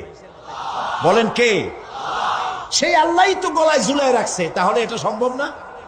সম্ভব কি না? সম্ভব। এখন এই কথাগুলি বলে আল্লাহ মানুষের ক্ষতি করছেন না উপকার করছেন? উপকার করেছেন। এইটা যদি আমার বিশ্বাসে থাকে যে আমার গলার কাছে এরকম একটা সিম কার্ড আছে, একটা সিম আছে মোবাইলের মতো, এটা মনে করেন মোবাইলের একটা সিম গলায় ঝুলানো আছে, এটা সব উঠতেছে, যা বলেন তাই ওঠে, যা করেন তাই ওখানে লেখা হয়। সুবহানাল্লাহ। এই বিশ্বাস যদি আমার হয়, আমি ভালো মানুষ হয়ে যেতে পারবো। সুবহানাল্লাহ বলে আমি খারাপ কাজ করতেই পারবো না। এই জন্য আল্লাহ পরকালের এই কথাগুলি কোরআনে কারীমের মধ্যে এত বেশি করে বলেছে। মানুষের চরিত্রবান হওয়ার জন্য আল্লাহর ভয়, পরকালে বিশ্বাস, এর থেকে বড় ওষুধ পৃথিবীতে আর নাই। সব লেখা হচ্ছে, মানুষ বিশ্বাস করে না, এ হলো মূল কথা। যতক্ষণ মাহফিলে থাকে কেমন লাগে? এই যে বসে আছেন ঘন্টার পর ঘন্টা, কেমন লাগে? কোন বেহেশতের মতো। বাড়ির কথা মনে আছে এখন? বউর কথা মনে ওঠে? ছেলে মেয়ের কথা মনে ওঠে? সুবহানাল্লাহ কইতে ইচ্ছা করে না? মাজালিসুল ইলম হিয়া রাউযাতুম মিন রিয়াদিল জান্নাহ। এখানে ইলম আলোচনা করা হচ্ছে, কোরআন আলোচনা করা হচ্ছে। এটা তো রজব আলী প্যারেড ময়দান নয়, এটা জান্নাতের টুকরা হয়ে গিয়েছে। বেহেশতের বাগানে বসে আছেন। বেহেশতে মানুষেরা দুনিয়ার কথা চিন্তা করবে না। দুনিয়া কি? এটা একটা পায়খানা। এখানে আসছিল ওই পায়খানা করার জন্য, এটা পায়খানা। আর মানুষেরা পায়খানা সাজাবার কাজে ব্যস্ত আছে, আসল ঘর ভুলে গেছে। আসল ঘর কোনটা? প্রিয় ভাই, সব মানুষ বোঝে না, ভুলে যায়। সিগারেটের প্রত্যেকটা প্যাকেটে লেখা থাকে ইহা স্বাস্থ্যের জন্য ক্ষতিকর, তারপরেও কি টানা টানে দেখছেন?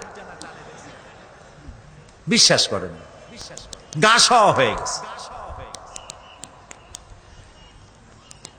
এই আমলনামা তৈরি হচ্ছে, হঠাৎ করে কিয়ামতে বানায় দেওয়া হবে না। আপনার আমার বডির সাথে লাগানো ওই সিম কার্ডে সব লেখা হয়ে যাচ্ছে। কিয়ামতের দিন এগুলি হাতে দেওয়া হবে, আর আল্লাহ তাআলা বলবেন, ইকরা কিতাবাকা কাফা বিনাফসিকাল ইয়াউমা আলাইকা হাসিবা। ইকরা কিতাবাক, তাকে বলা হবে এবার তুমি পড়ো। কাফা বিনাফসিকাল ইয়াউমা আলাইকা হাসিবা, তোমার এই কিতাব পড়ো, আর তোমার এই হিসাব গ্রহণ করার জন্য কিতাবটা ভালো করে পড়ো। তোমার নিজের হিসাব নেওয়ার জন্য তুমি নিজেই যথেষ্ট। তুমি দোজখে যাবা না বেহেশতে যাবা, তুমি নিজেই সিদ্ধান্ত নাও কোথায় যাবে। তোমার নিজের কি করছিলা এখন তুমি দেখো। এই জন্য আমি বলি মাঝে মধ্যে আমরা এখন হিসাব করতে পারি এখানে বসিয়া। আমাদের কি হওয়া উচিত? ছোটবেলার কথা মনে আছে? নাই? মনে নাই? এই যে স্কুল থেকে পলাইছিলেন, তারপরে 2 দিন পর স্কুলে গিয়ে হাজির হয়েছেন। মাস্টার জিজ্ঞেস করলো গতকাল আসো নাই কেন? তখন বললেন মা বলেছেন আমার নাকি পেটে ব্যথা হয়েছিল। এইসব স্কুল ফাঁকি দেওয়া, মার খাওয়া, মানুষের বাড়ির লিচু খাইতে গিয়ে চুরি করিয়া কিল খাওয়া, এইসব ছোট ছোট কথা মনে পড়লে এখনো হাসি পায়। এসব কথা মনে আছে না? ছোট ছোট কথা, ছোট ছোট কথাগুলি যদি মনে থাকে, তাহলে কোন হোটেলে, কোন বাগানে, কোথায় কোন পাপ করেছেন তা মনে নাই। এখন নিজে হিসাব করেন জায়গা কোথায় হওয়া উচিত। পাপ করেছেন কত, ভালো কাজ করেছেন কত, নিজে হিসাব করে দেখেন কোন দিকে যাবেন। আমরা নিজেরাই যথেষ্ট হিসাবের জন্য। আল্লাহ তাই বলবেন কিয়ামতের দিন, ইকরা কিতাবা, তোমার কিতাব তুমি পড়ো, তোমার হিসাব নেওয়ার জন্য তুমিই যথেষ্ট। আহারে, আল্লাহ রাব্বুল আলামিন বলেন, ওয়া আশরাকাতিল আরদু বিনুরি রাব্বিহা ওয়া wudi'al কিতাবু ওয়া জিআ'a বিন নাবিয়্যিনা ওয়াশ শুহাদা'a বাইনাহুম বিল হক ওয়া হুম লা ইউযলামুন। পৃথিবী তার রবের নূরের ঝলকানিতে উদ্ভাসিত হবে। সুবহানাল্লাহ, সুবহানাল্লাহ। আল্লাহর নূরের ঝলকানিতে গোটা পৃথিবী উদ্ভাসিত হয়ে যাবে। আমলনামা তুলে ধরা হবে, পয়গম্বর এবং সাক্ষীগণকে হাজির করা হবে, এবং সকলের প্রতি সুবিচার করা হবে, তাদের কারো প্রতি জুলুম করা হবে না। আল্লাহ গ্যারান্টি দিচ্ছেন কারো প্রতি জুলুম করা হবে না। সুতরাং হে মানুষেরা, ইয়া আইয়ুহাল ইনসানু ইন্নাকা কাদিহুন ইলা রাব্বিকা কাদহান ফামুলাকি। হে মানুষ, তোমার পালনকর্তা পর্যন্ত পৌঁছতে তোমাকে অনেক কষ্ট করতে হবে, এরপর তুমি তার সাক্ষাৎ পাবে, কিয়ামতে তোমার সাক্ষাৎ হবে। কাজী তোমার নিজের আমলকে সুন্দর করে আমলকে তৈরি করে নাও। ফাম্মা মান উতিয়া কিতাবাহু বিয়ামিনিহি ফাসাউফা ইউহাসাবু হিসাবান ইয়াসীরা ওয়া ইয়ানকালিবু ইলা আহলিহি মাসরুরা। সুবহানাল্লাহ, সুবহানাল্লাহ। যার ডান হাতে আমলনামা দেওয়া হবে, কিয়ামতের দিন আমলনামাগুলি উড়িয়ে দেওয়া হবে। ইমানদারের সামনের থেকে কোন হাতে, আর বেঈমানের পিছন থেকে বাম। এই আমলনামা যখন যার ডান হাতে আমলনামা পৌঁছে যাবে, তার হিসাব নিকাশ সহজ হয়ে যাবে। আমলনামা হাতে করে আনন্দ চিত্তে সে আপন পরিবারের সঙ্গে মিলিত হতে পারবে। সুবহানাল্লাহ। আল্লাহ কিয়ামতের দিন দয়া করে আমাদের আমলনামা আমাদের ডান হাতে দিয়ে দিও। আল্লাহ তাআলা দয়া করে আমাদের হাতে, আমাদের ডান হাতে আমাদের আমলনামা দিও। দয়া করে আমাদের আমলনামা আমাদের ডান হাতে দিও। আনন্দ চিত্তে পরিবারের সঙ্গে দেখা করে সব পরিবার, মা বাপ, স্ত্রী পুত্র পরিজন, ভাই বোন, বন্ধু বান্ধব নিয়া এক জান্নাতে থাকার তৌফিক দিও। আয় আল্লাহ, বিগত 26 বছর যারাই মাহফিলে এসেছেন তাদেরকে নিয়ে এক জান্নাতে থাকার আমাদেরকে তৌফিক দিয়ে দিও। وَأَمَّا مَنْ أُوتِيَ كِتَابَهُ وَرَاءَ ظَهْرِهِ فَسَوْفَ يَدْعُو ثُبُورًا وَيَصْلَى سَعِيرًا। আর যার আমলনামা পিছন থেকে বাম হাতে আসবে, সে তো মৃত্যুকে আহ্বান করতে থাকবে, মৃত্যুকে ডাকবে। এর থেকে যদি মরে যেতে পারতাম তাও ভালো হইতো। তার আর উপায় থাকবে না, তার জায়গা হবে জাহান্নামে। নাউযুবিল্লাহ। আমরা সবাই বলি নাউযুবিল্লাহ। এরপরে আল্লাহ রাব্বুল আলামিন মিজান খাড়া করবেন, দাড়িপাল্লা। মিজান কি? দাড়িপাল্লা। ইনসাফ কি মুকদ্দাস তারাজু। ইনসাফের প্রতীক কি? তাও কইতে পারেন না, জোরে কোন না। এটা হচ্ছে ইনসাফের প্রতীক। সুপ্রিম কোর্ট ঢাকা, সুপ্রিম কোর্টের সামনে বিশাল দাড়িপাল্লা টানা, দেখছেন না? মানুষেরা তো বোঝে না, গ্রাম দিয়ে লোকেরা যায়, যাই এটা দেখে এক কয় যে বাবা, জামাত ইসলামের এত বড় অফিস। দাড়িপাল্লা তো জামাত ইসলামের না, এটা ইনসাফের প্রতীক। তারা ক্ষমতায় গেলে ইনসাফ করবে, এটা বুঝাবার জন্য এই প্রতীককে গ্রহণ করেছে। আল্লাহ যেন ইনসাফ করার তৌফিক দিয়ে দেয়। বলেন আমিন, জোরে বলেন আমিন। কিয়ামতের দিন এই দাড়িপাল্লা মিজান আল্লাহ তাআলা প্রতিষ্ঠিত করবেন, এবং এই মিজানে যার পুণ্য পাল্লা ভারী হবে সে কৃতকার্য, আর যার পাল্লা হালকা হবে আহা সব শেষ।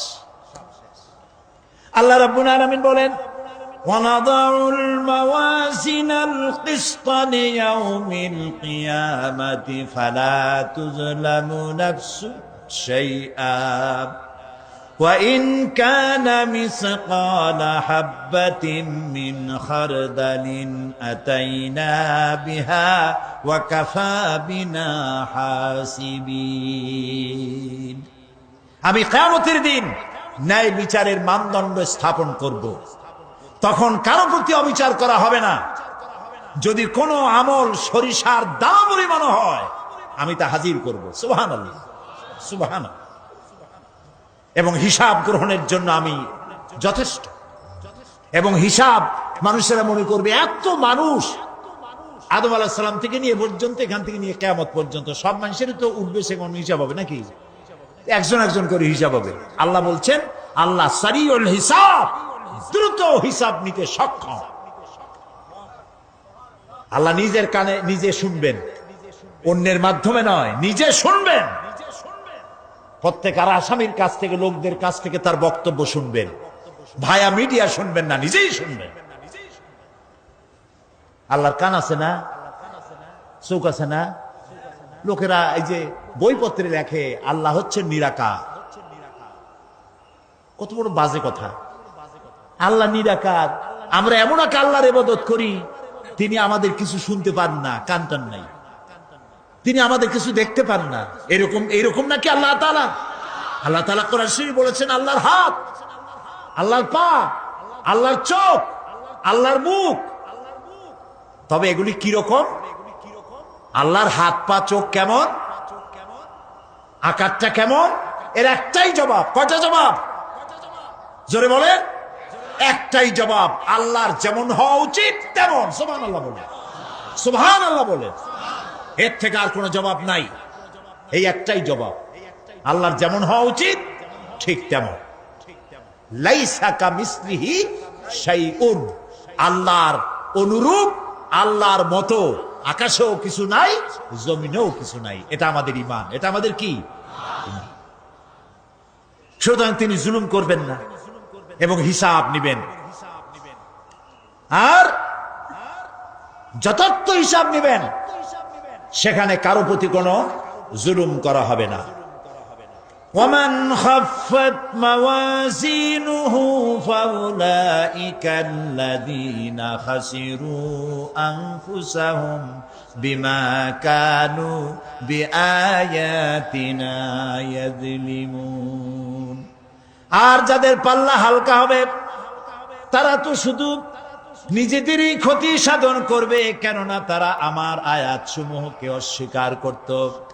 আল্লাহরে যারা অস্বীকার করত, আখেরাত নাই, কিয়ামত নাই, বেহেশত নাই, কবরের মধ্যে কোনো শাস্তি নাই, কবরের কোনো প্রশ্ন নাই, এগুলি যারা বলতো তারা কিয়ামতে ক্ষতিগ্রস্ত হবে।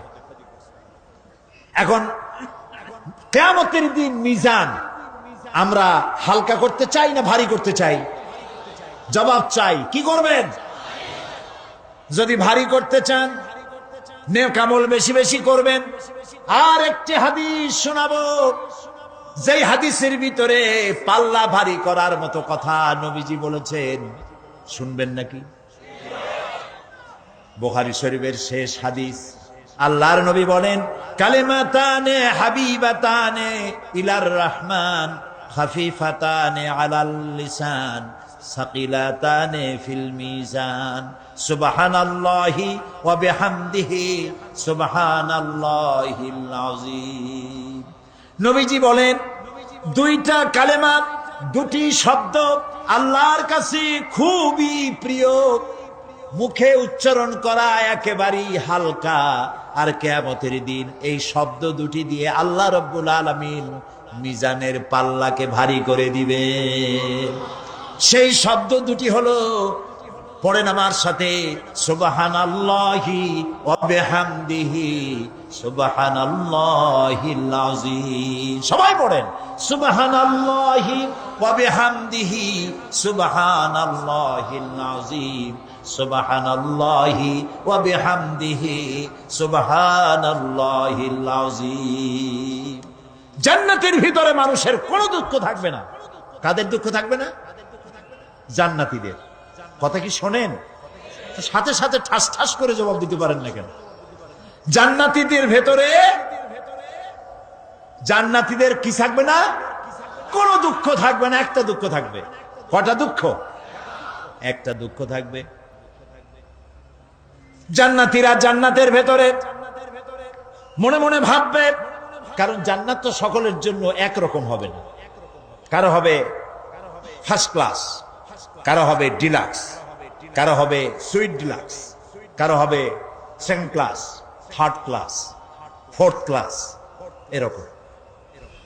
এটা কি ইনসাফ না জুলুম? ইনসাফ।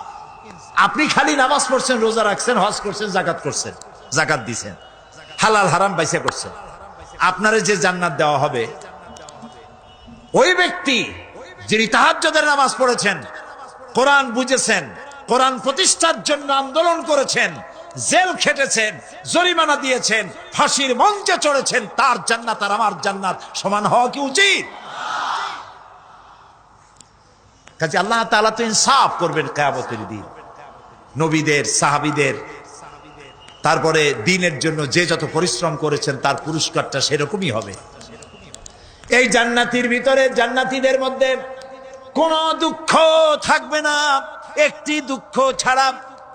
তারা মনে মনে ভাববেন, রব্বুল আলামিন অমুক অমুক সময় চায়ের দোকানে বসে আড্ডা মেরেছিলাম, বাসের মধ্যে ঘন্টার পর ঘন্টা বসেছিলাম, আজে বাজে চিন্তা করেছি, সময় চলে গেছে ঘন্টার পর ঘন্টা। ওই সময়গুলিতে যদি তোমার নামের জিকির করতাম, তেলাওয়াত করতাম, তাহলে জান্নাতের ভেতরে আজ আমি আরো ভালো ভালো জায়গা পাইতাম। হাদিস শরীফে এসেছে কিয়ামতের দিন জান্নাতীদেরকে আল্লাহ বলবেন, তেলাওয়াত করো আর উপরে উঠতে থাকো, তেলাওয়াত করো আর উপরের দিকে উঠতে থাকো, ধীরে ধীরে পড়ো, ধীরে ধীরে তেলাওয়াত করো। ধীরে ধীরে তেলাওয়াত করতে করতে তোমার তেলাওয়াত জান্নাতের যে স্তরে গিয়ে শেষ হবে, জান্নাতের ওই জায়গা তোমার জন্য বরাদ্দ হবে। এখন যার মুখস্থ সাদি খালি কুল্লু আল্লাহ আর ইজাজা নাসরুল্লাহ, দুই পাও দিয়েই বসে থাকে, আহারে কোরআন শরীফ মুখস্থ করেন, আল্লাহ যেন আমাদেরকে মুখস্থ করার তৌফিক দেন, বলেন আমিন। এজন্য উৎসাহ থাকা দরকার, উৎসাহ হইলেই আপনি পারবেন। জেহেন শক্তি সকলেরই কম বেশি আছে, চেষ্টা করলেই পারবেন। সেই জন্য আমি বলতে চাই, কিয়ামতের দিন জান্নাত যদি আল্লাহ তাআলা দয়া করে আমাদেরকে নসিব করায় দেন, যদি বলবো না, বলবো আল্লাহ তুমি দয়া করে আমাদেরকে জান্নাত দিও, বলেন আমিন। জান্নাতের ভিতরে এই দুঃখ যেন না আসে, সেই জন্য বাসে যখন চড়েন, গাড়িতে চড়েন, রিকশায় চড়েন, একা একা যাচ্ছেন, গুনগুন করে আল্লাহর জিকির করতে থাকেন, সুবহানাল্লাহি ওয়া বিহামদিহি সুবহানাল্লাহিল আযীম, সুবহানাল্লাহি ওয়া বিহামদিহি সুবহানাল্লাহিল আযীম, সুবহানাল্লাহি ওয়া বিহামদিহি সুবহানাল্লাহিল আযীম। জিকির করেন সবাই কিছুক্ষণ, সুবহানাল্লাহ, আলহামদুলিল্লাহ, লা ইলাহা ইল্লাল্লাহ, সুবহানাল্লাহ, আলহামদুলিল্লাহ, লা ইলাহা।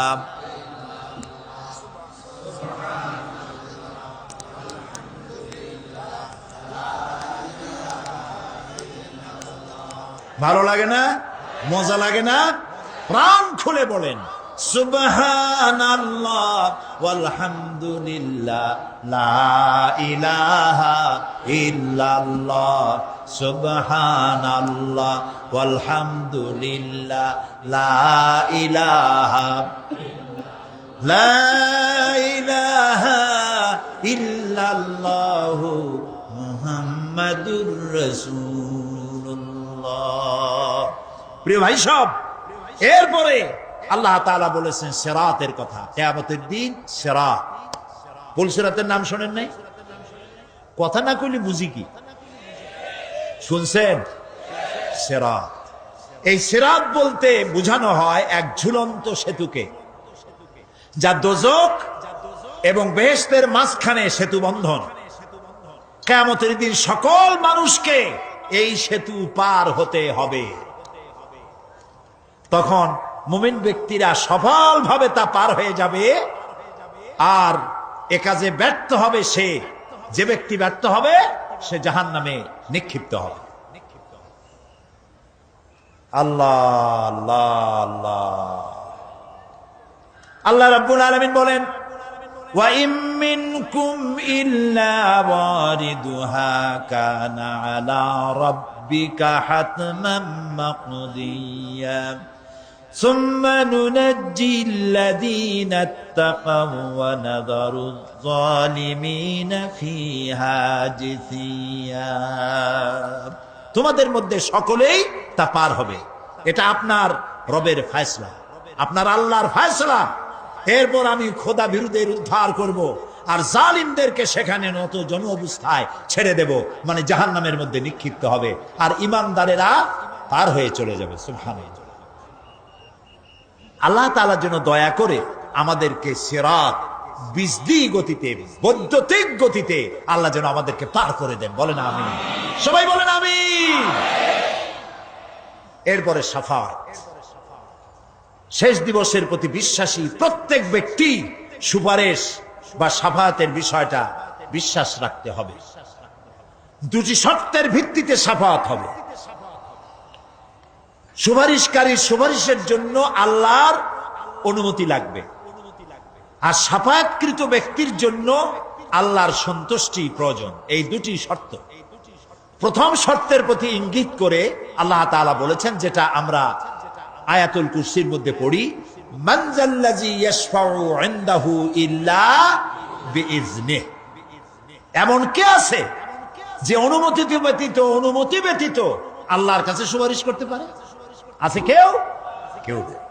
এ কথা মনেই করবেন না যে কোন পীর সাহেবের কাছে মুরিদ হইছেন। আমি এরকম পীরের খবরও জানি। আমি পীর বললেই আপনারা মনে করবেন না যে আমি পীর বিরোধী লোক, এটা মনে করবেন না। কিন্তু ভালো ভালো পীর আছে যারা ব্যবসা করে পীরগিরি করিয়া। শুধু ব্যবসায়ী করে না, ওয়ায়াসুদ্দুনা আন সাবিলিল্লাহ। সূরা তাওবা, ইন্না কাসীরাম মিনাল আহবারি ওয়ার রুহবান লিয়াকুলুনা আমওয়ালান নাস বিল বাতিল ওয়ায়াসুদ্দুনা আন সাবিলিল্লাহ। আহলে কিতাবদের মধ্যে এই ধরনের অনেক পীর দরবেশ আছে। কে বলতেছে? আল্লাহ। আল্লাহ বলতেছে আছে। তারা কি করে? তারা জনগণের মালকে বাতিল পন্থায় ভক্ষণ করে, জনগণকে এমন একটা ভাব দেখায় যে আমাদেরকে হাদিয়া তোবা দিতে পারলে, আমাদের কদমবুসি দিতে করতে পারলেই বেহেশতে চলে যাবা, কারণ আমরা হলাম আল্লাহর এজেন্ট। নাউজুবিল্লাহ। পাও দুইখান আগেই বাইর করে রাখে যাতে লোকেরা কিছু একটা করতে পারে। হায় হায়, এদুর জনগণের মাল খাইয়া যদি পেটে তেল মাইখা, নাবিতে তেল মাইখা টেকে যদি থাকতো চুপ করে, তাও ভালো হইতো। আল্লাহ কয় যে এই পর্যন্ত থাকে না, ওয়ায়াসুদ্দুনা আন সাবিলিল্লাহ। আল্লাহর দ্বীন প্রতিষ্ঠার পথে তারা বাধা দেয়। ওর আকীদা খারাপ, ওর এই খারাপ, ওর তাই খারাপ, ওইখানে যাইও না। আল্লাহরে পাইতে হইলে আমার বাড়ি আসো, আমার কাছে মুরিদ হও। আমি ছাড়া ইসলাম কোন জায়গায় নেই। নাউজুবিল্লাহ। সব খারাপ। মানে ইসলাম যেন একটা মনোবলি বিজনেস। এটি হচ্ছে একটা ঘিয়ের দোকানের মতো। আমার দোকানেই কেবল ঘাটি ঘি পাওয়া যায়, আর খাঁটি ঘি কোনো জায়গায় পাওয়া যায় না। এই ধরনের শয়তানি কথা বলার কোনো সুযোগ ইসলামে নাই। সুতরাং আপনারা একথা মনেই করবেন না যে কোন পীর সাহেব আপনাকে সুপারিশ করতে পারবেন, এই বিশ্বাস বদ্ধমূল যেন না থাকে। ওটি শর্তাধীন, হইতেও পারে নাও হইতে পারে। এমনও তো হতে পারে আপনার পীরে কে সুপারিশ করে তাই কিয়ামতের দিন তিনি হয়রান হয়ে যাবেন। এমনও হতে পারে, না পারে না? পারে কি না? সেই জন্য এটা ভরসাই করবেন না। কেউ কেউ আবার দুই পীরের কাছে মুরিদ হয়, ধারণা এই দুইজনের কাছে মুরিদ হয়েছি, দুইজনে দুই হাত ধরিয়া কিয়ামতে এরকম করে মেরে দিবে, আমি জান্নাতের বারান্দায় গিয়ে বসবো। জান্নাত তোমার মামু বাড়ির বারান্দা। এত সহজ, এত সহজ। নবীরা কানতে কানতে হয়রান হয়ে গিয়েছে। নবী করিম সাল্লাল্লাহু আলাইহি ওয়াসাল্লাম তাহাজ্জুদের নামাজ সামান্য সময় ঘুমাইয়া নামাজ শুরু করে দিতেন। সূরা বাকারা শেষ, আলে ইমরান শেষ, সূরা নিসা শেষ, মায়েদা শেষ, আরাফ শেষ। সাহাবায়ে কেরাম মনে করতেন রাসূল বুঝি এই নামাজের রুকুতে আর যাবেন না, ফজর হয়ে যাবে এক রাকাতে। যখন রুকুতে যেতেন মনে হতো আর উঠবেন না, যখন সেজদায় যেতেন মনে হতো ইন্তেকাল করেছেন। হযরত আয়েশা বলেছেন, আমাদের মা জগৎ জননী হযরত আয়েশা রাদিয়াল্লাহু তাআলা আনহা বলেছেন, রাসূলুল্লাহ সেজদায় পড়ে যেভাবে কাঁদতেন, চুলার উপরে হাড়ি তুলে দিলে ভাত রান্না করার সময় যেমন একটা আওয়াজ হয়, ভাতের হাড়িতে শোনেন নাই আওয়াজ, রাসূলুল্লাহর কলিজার ভেতর থেকে কান্নার গুমরে আওয়াজ এভাবে উত্থিত হতো। সকাল বেলায় জুতা পায়ে পড়তে পারতেন না, পাও মোবারক ফুলে বড় হয়ে যেত। বেহেশত এত সহজ? প্রিয় ভাই সব, মান যাল্লাযী ইয়াশফাউ ইনদাহু ইল্লা বিইজনি, কার ক্ষমতা আছে আল্লাহর পারমিশন ছাড়া কথা বলে, সুপারিশ করে? আল্লাহ রাব্বুল আলামিন সুপারিশ করার জন্য যাকে পারমিশন দিবেন আর যার জন্য দিবেন, মাত্র সেই ব্যক্তি শুধু তার জন্যই সুপারিশ করতে পারবে, নিজের ইচ্ছা মতো কারোর জন্য সুপারিশ করতে পারবে না। আমাদের জাতির পিতা নাম কি? সব সময় মনে রাখবেন, আদৌ বলবেন না। এই প্রশ্নে কোনো আপোষ নয়। জাতির পিতা কে? হযরত ইব্রাহিম আলাইহিস সালাম কিয়ামতের দিন আল্লাহ রাব্বুল আলামিনের দরবারে ফরিয়াদ করবেন, রব্বুল আলামিন, আমার আব্বাজানের জন্য সুপারিশ করি, তুমি দয়া করে তাকে জাহান্নাম থেকে বাঁচায়া দাও। রব্বুল আলামিন বলবেন, ইব্রাহিম, তোমার এই সুপারিশ মঞ্জুর হলো না। ইব্রাহিম আলাইহিস সালামের সুপারিশ মঞ্জুর হবে না। আল্লাহ তাআলা বলবেন, ইব্রাহিম, আজর তোমার পিতা হতে পারে, কিন্তু আমার খলিলকে আগুনে ফেলার ষড়যন্ত্রে লিপ্ত ছিল, আমি তারে ক্ষমা করব না। নবী করিম সাল্লাল্লাহু আলাইহি ওয়াসাল্লামকে প্রশ্ন করা হয়েছে, রাসূল, আপনার মা বাপের অবস্থা কি হবে? রাসূলুল্লাহ বলেছেন, কিয়ামতের দিন আমি আমার মা বাপের কোনো উপকারে আসব না। রাসূলুল্লাহ কাঁদতেছিলেন, সাহাবায়ে কেরাম কাঁদতেছিলেন। বিষয়টা এত সহজ না। দ্বিতীয় শর্ত হলো, ওয়ালা ইয়াশফাউনা ইল্লা লিমান ইরতাদা ওয়া হুম মিন খাশিয়াতিহি মুশফিকুন। আল্লাহ তাআলা যার প্রতি সন্তুষ্ট, তারা কেবল তার জন্যই সুপারিশ করতে পারবে। বস্তুত সেদিন তারা আল্লাহর ভয় সকলেই ভীত সন্ত্রস্ত থাকবে। কি এর সুপারিশ? ভয়ের চোটে থাকবে অস্থির। সব পয়গম্বর নফসি নফসি বলে চিল্লাবে, বলবে, আল্লাহ আমারে বাঁচাও, আমারে বাঁচাও। মুসা আলাইহিস সালাম, নূহ আলাইহিস সালাম, ইব্রাহিম আলাইহিস সালাম, ইয়াকুব আলাইহিস সালাম, সব নবীরা কানবেন, বললে, আল্লাহ আমারে বাঁচাও, আমারে বাঁচাও। সেই দিন মাত্র এক ব্যক্তি উম্মতের জন্য কাঁদবেন, সুপারিশ করতে পারবেন, উম্মতের জন্য কাঁদবেন, তার নাম বিশ্বনবী মুহাম্মাদুর রাসূলুল্লাহ সাল্লাল্লাহু আলাইহি ওয়াসাল্লাম। এই জন্য নবীর কিয়ামতের দিন তিনি যেন আমাদের সুপারিশ করেন, এজন্য আল্লাহর দরবারে আমাদের দোয়া করতে হবে, আল্লাহ তাআলা নবীর সুপারিশ আমাদের জন্য তুমি নসিব করে দাও। হে আল্লাহ তাআলা, কিয়ামতের দিন তোমার নবী আমাদেরকে যেন উম্মত বলে পরিচয় দেয়। এই জন্য কারো উপর ভরসা টরসা করবেন না, নিজের আমলটা ভালো করে গঠন করেন। আল্লাহ তাআলা কোরআন শরীফে বলেছেন, ইয়া আইয়ুহাল্লাযীনা আমানু আবতাগু ইলাইহিল ওয়াসিলা, হে বিশ্বাসীরা, তোমরা ওসিলা তালাশ করো। এইটার একটা ভুল অর্থ করেছে লোকেরা, তারা বলেছে ওসিলা তালাশ করো মানে পীর ধরো। আবার বলে কি, যার পীর নাই তার পীর শয়তান। নাউযু বিল্লাহ। তাহলে ইমাম আবু হানিফা রাহমাতুল্লাহ আলাইহির পীর কে? ইমাম শাফির পীর কে? সাহাবায়ে কেরামদের পীর কে? কাজে এই সমস্ত বেয়াদবি কথা আদৌ বলা উচিত নয়। এগুলি বেয়াদবিপূর্ণ কথা।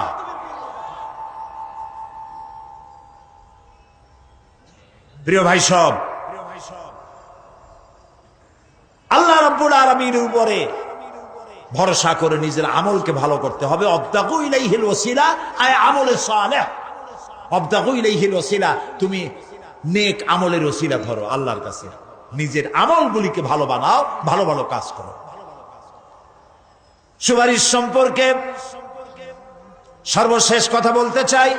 আল্লাহ রাব্বুল আলামিন বলেন, কুল লিল্লাহিস শাফাআতু জামিআ লাহু মুলকুস সামাওয়াতি ওয়াল আরদি সুম্মা ইলাইহি তুরজাউন।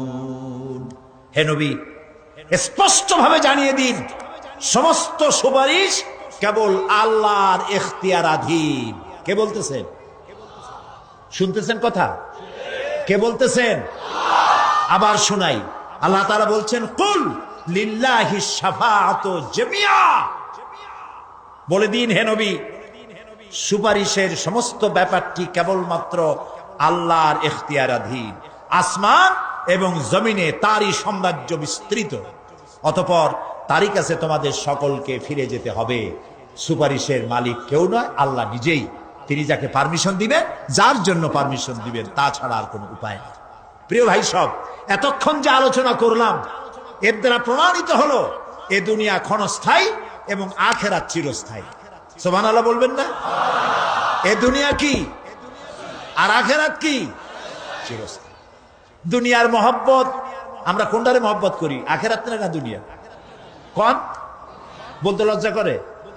দুনিয়ার ভালোবাসি বেশি, এতে কোনো সন্দেহ আছে? নবীজি বলেছেন লাউ কানা লিইবনি আদম ওয়াদিম মিন যাহাবিন লাহাব্বা ইয়াকুনা লাহু সানিন। যদি একটা আদম সন্তানকে যদি একটা মাঠ ভরে সোনা দেওয়া হয়, সে ব্যক্তি বলবে আল্লাহ আমারে যদি আরো একটা মাঠ ভরে সোনা দিতে ভালো হইতো। নবীজি বলেন আদম সন্তানের পেট কবরের মাটি ছাড়া কোনো কিছু দিয়া ভরবে না। এই দুনিয়ার পিছনে দৌড়ায় কোনো লাভ নাই। এক শায়ের বলেছেন না গুল আপনা না খার আপনা না জালেম বাগে বা আপনা, না গুল আপনা না খার আপনা না জালেম বাগে বা আপনা, आह किस गुलशान में बनाया हमने आशिया अपना। না গুল আপনা না খার আপনা, এ ফুলও আমার নয়, ও কাটাও আমার নয়। না জালেম বাগে বা আপনা, না আমার এই ফুলের বাগানটা আমার, ফুলের বাগানও আমার না, ফুলও আমার না, এমনকি ফুলের কাঁটাটাও আমার না। আহ কিস গুলশান মে বানায়া হামনে আশিয়া আপনা। আহারে কি ফুল বাগানে আমার বাড়ি বানাইলাম, এর তো কিছুই আমার না, সবই তো পর। মরে দেখেন কেউ আপনার আপন নয়। ছেলে পেলে গুলি ছোট্ট ছোট্ট বাচ্চা যাদের কোলে না নিলে আপনি শান্তি পান না, ওই বাচ্চাও বলবে মা আব্বার কাছে আমার নিও না, আমার ভয় করে। রাত্রে যদি মরেন একা একই স্ত্রীও আপনার মৃত্যু লাশ নিয়ে আপনার কাছে থাকতে পারবে না। কি নিষ্ঠুর এই পৃথিবী! এই পৃথিবীকে আমরা ভালোবাসছি, মহব্বত করতেছি, এই পৃথিবীর জন্য সব করি। চুরি ডাকাতি জেনা ব্যভিচার মিথ্যা কথা, ক্ষমতায় যাওয়ার জন্য পাগল।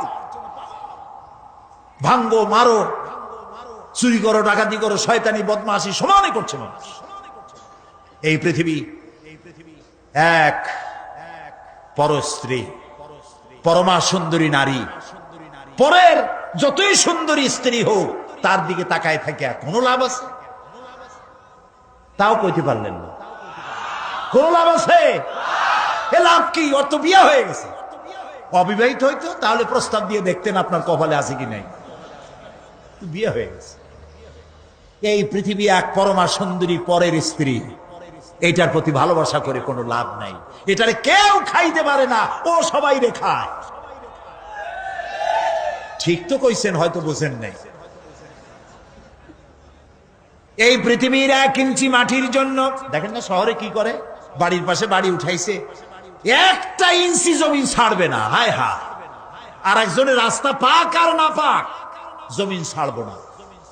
অন্যের জমিন দখল করায় কি মজা পায়। হায় হায়,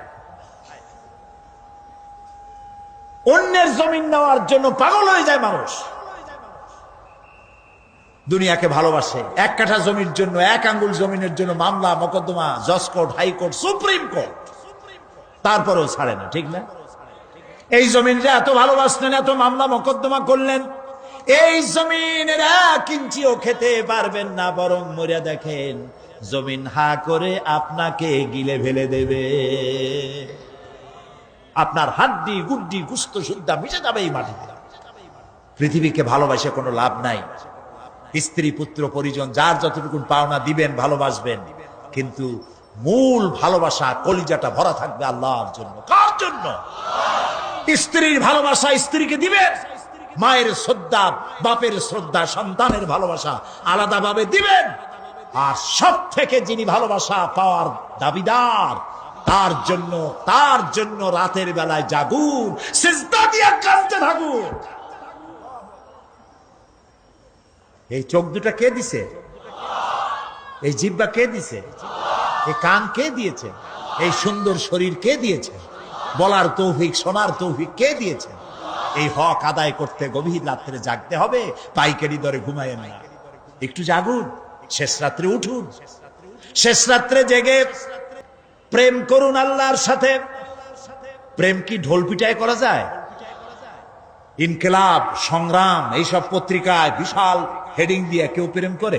বিজ্ঞাপন দিয়ে, টেলিভিশনে বিজ্ঞাপন দিয়ে প্রেম করে। প্রেম করে কিভাবে? গোপনে, আর মিলিত হয় নির্জনে। সবচাইতে বড় প্রেমিক হবে নিজে হতে হবে, আর আল্লাহকে সব থেকে বেশি ভালোবাসা দিতে হবে। সেজন্য আল্লাহ রাব্বুল আলামিন বলেছেন প্রেম করার জন্য কিছুটা নির্জনতা প্রয়োজন।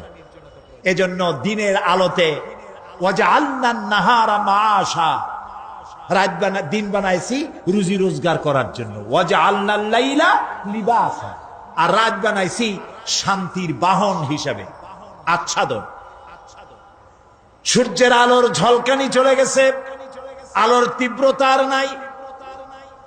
গোটা পৃথিবীর উপরে আমি একটা কালো চাদর দিয়ে ঢেকে দিলাম রাতের আধার, আর একেবারে অন্ধকার না করে আকাশে ডিম লাইটের মতো করে কতগুলি তারা জ্বালায়া দিলাম। এখন কেউ জেগে নাই, সব ঘুমানো। আমার প্রেমিক কে আছো? ওঠো, উজু করে সিজদায় পড়ে যাও, সিজদায় পড়ে যাও, কান্দো, গুনাহ মাপ চাও, যা করেছো মাপ চাও। তুমি গুনাহ করেছো আর আমি মাফ করার মালিক। ইন্নাল্লাহা ইয়াগফিরুয যুনুবা জামিআ, সব মাফ করে দেব, গুনাহগুলি নেকি দিয়া বদলায় দেব। আমার কাছে কাঁদো, চোখের পানি ফেলো। প্রিয় ভাই, সব রাতে জাগতে শিখুন। রাসূলুল্লাহ বলেছেন ওর থেকে ভালো স্বামী আর দুনিয়ায় নাই। কে বলেছেন? রাসূলুল্লাহ বলেছেন ওর থেকে ভালো স্বামী আর দুনিয়ায় নাই, যে গভীর রাত্রে নিজে জেগে তাহাজ্জুদের রুজু করে নিজের বউরে উঠায়। বউ উঠতে চায় না, পানি এনে বউয়ের মুখের উপরে ছিটায় দেয়, ওঠো বিবি, একসাথে তাহাজ্জুদের নামাজ পড়ি। রাসূলুল্লাহ বলেছেন ওর থেকে ভালো বউ পৃথিবীতে আর নাই, যে বউ রাতের বেলায় ঘুমের থেকে জেগে তাহাজ্জুদের উযু করে, স্বামীরে উঠাইতে চেষ্টা করে, ওঠে না, উযুর পানি স্বামীর চেহারায় ছিটায় দেয় আর বলে স্বামী ওঠো, একসাথে তাহাজ্জুদের নামাজ পড়ি। এই পৃথিবীতে আমাদের ভালোবাসা যেন শেষ না হয়, এক জান্নাতে যেন থাকতে পারে। কাঁদো, ওঠো।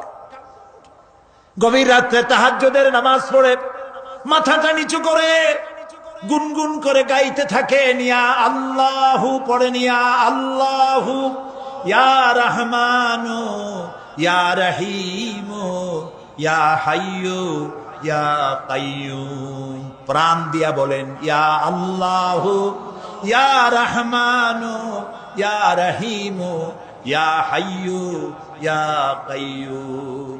ইয়া আল্লাহু ইয়া রহমানু ইয়া রহিমু ইয়া হাইয়ু ইয়া কাইয়ুম।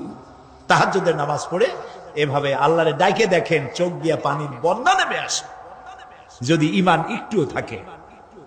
এই কান্না নবীজি বলেছেন জাহান্নামের ভয়তে আমার সাথে না ভরমানি করেছে। এই শরমে পড়ে বান্দা যখন চোখ দিয়া পানি ছেড়ে দেয়, ওই চোখের পানি নাকের অর্ধেক আসতে না আসতে আমি আমার বান্দারে মাফ করে দেই। আল্লাহু আকবার। আল্লাহ আমাদের কান্দার তৌফিক দাও, তাহাজ্জুদ পড়ার তৌফিক দাও, পাঁচ ওয়াক্ত নামাজ পড়ার তৌফিক দাও, তোমাকে ভয় করার তৌফিক দাও। তোমার ভয় আর মোহব্বত দিয়ে কলিজা ভরে দাও, তোমার রাসূলুল্লাহর মোহব্বত দিয়ে আমাদেরকে পাগল বানায় দাও। আল্লাহ, দুনিয়া বড় খারাপ জায়গা। এই দুনিয়ায় আল্লাহর কাছে সৌন্দর্য চাইতে হবে দুনিয়ার, কিন্তু দুনিয়াকে স্থায়ী মহব্বত করা যাবে না। প্রিয় ভাই সব, আপনি যদি লন্ডনে যান, আমেরিকায় যান, কোনোদিন যান নাই, যাইতে হলে এখান থেকে টেলিফোন করেন, ওখানে বন্ধু বান্ধব আছে নাকি? তো লন্ডনে আমেরিকায় সেখানে যাবেন, ওখানে আপনার বন্ধু বান্ধব গ্রামের লোক আছে কিনা খোঁজ করেন, ঠিক না? আবার এখান থেকে ফরেন কারেন্সি নিয়ে যান, যেহেতু ওখানে টাকা চলবে না। টেলিফোন করেন, মোবাইল করেন, ফ্যাক্স পাঠান, আরো টাকা পয়সা সাথে নেন। এরপরেও চিন্তা থাকে, আল্লাহ এরপরে যদি কেউ না আসে তাহলে আমি যাবো কেমন? এরপরে যাওয়ার সময় আবার বলে দেন যে ভাই আমি কিন্তু আসতেছি, লন্ডন কোনোদিন আসি নাই, তুমি কিন্তু এয়ারপোর্টে থাকো। একটা বিদেশে যাওয়ার জন্য এত প্রস্তুতি নেন, তো সব জায়গায় বন্ধু বান্ধব কেউ না কেউ তো আছে, কিন্তু আমরা এমন একটা দেশে যাব যেখানে কেউ নাই, ফরেন কারেন্সি চলে না, গ্রামের লোক নাই, বাবা নাই, বন্ধু নাই, মা নাই, কেউ নাই। যিনি রিসিভ করবেন, যার সাহায্যের কাঙ্গাল, বদামল করে তার শত্রু বানায় রাখছি, বন্ধু বানাইতে পারি না। তাহলে কি জবাব হবে কিয়ামতে? কি হবে কবরে? কি হবে উপায়? এই জন্যে প্রিয় ভাইয়েরা আমার, দুনিয়ার সঙ্গে মহব্বত কমায় দিয়া আখিরাতের মহব্বত বেশি করে করতে হবে। আর দুনিয়ায় যতদিন বেঁচে আছি ততদিন নেক আমল করে মানুষের সাথে সদাচরণ করতে হবে। আল্লাহ তাআলা বলেছেন, লাইসাল বিররা আন তুওয়াল্লু ওয়ুজুহাকুম কিবালাল মাশরিকি ওয়াল মাগরিবি ওয়ালাকিন্নাল বিররা মান আমানা বিল্লাহি ওয়াল ইয়াউমিল আখির। পূর্ব এবং পশ্চিমে কতবার তুমি মাথা ঝুঁকাইছো, এটাই কিন্তু তোমার জন্য কল্যাণ। এর মধ্যে কল্যাণ নিহিত নয়।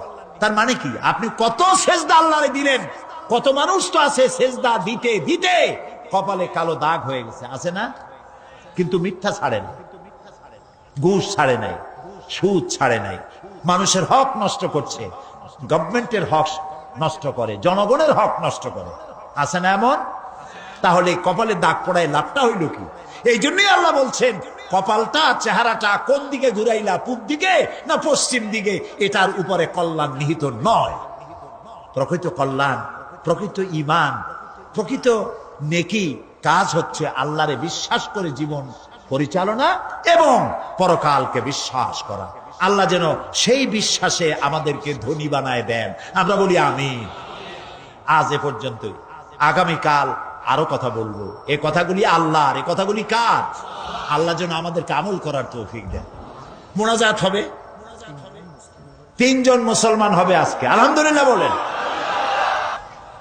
লা ইলাহা ইল্লাল্লাহু মুহাম্মাদুর রাসূলুল্লাহ।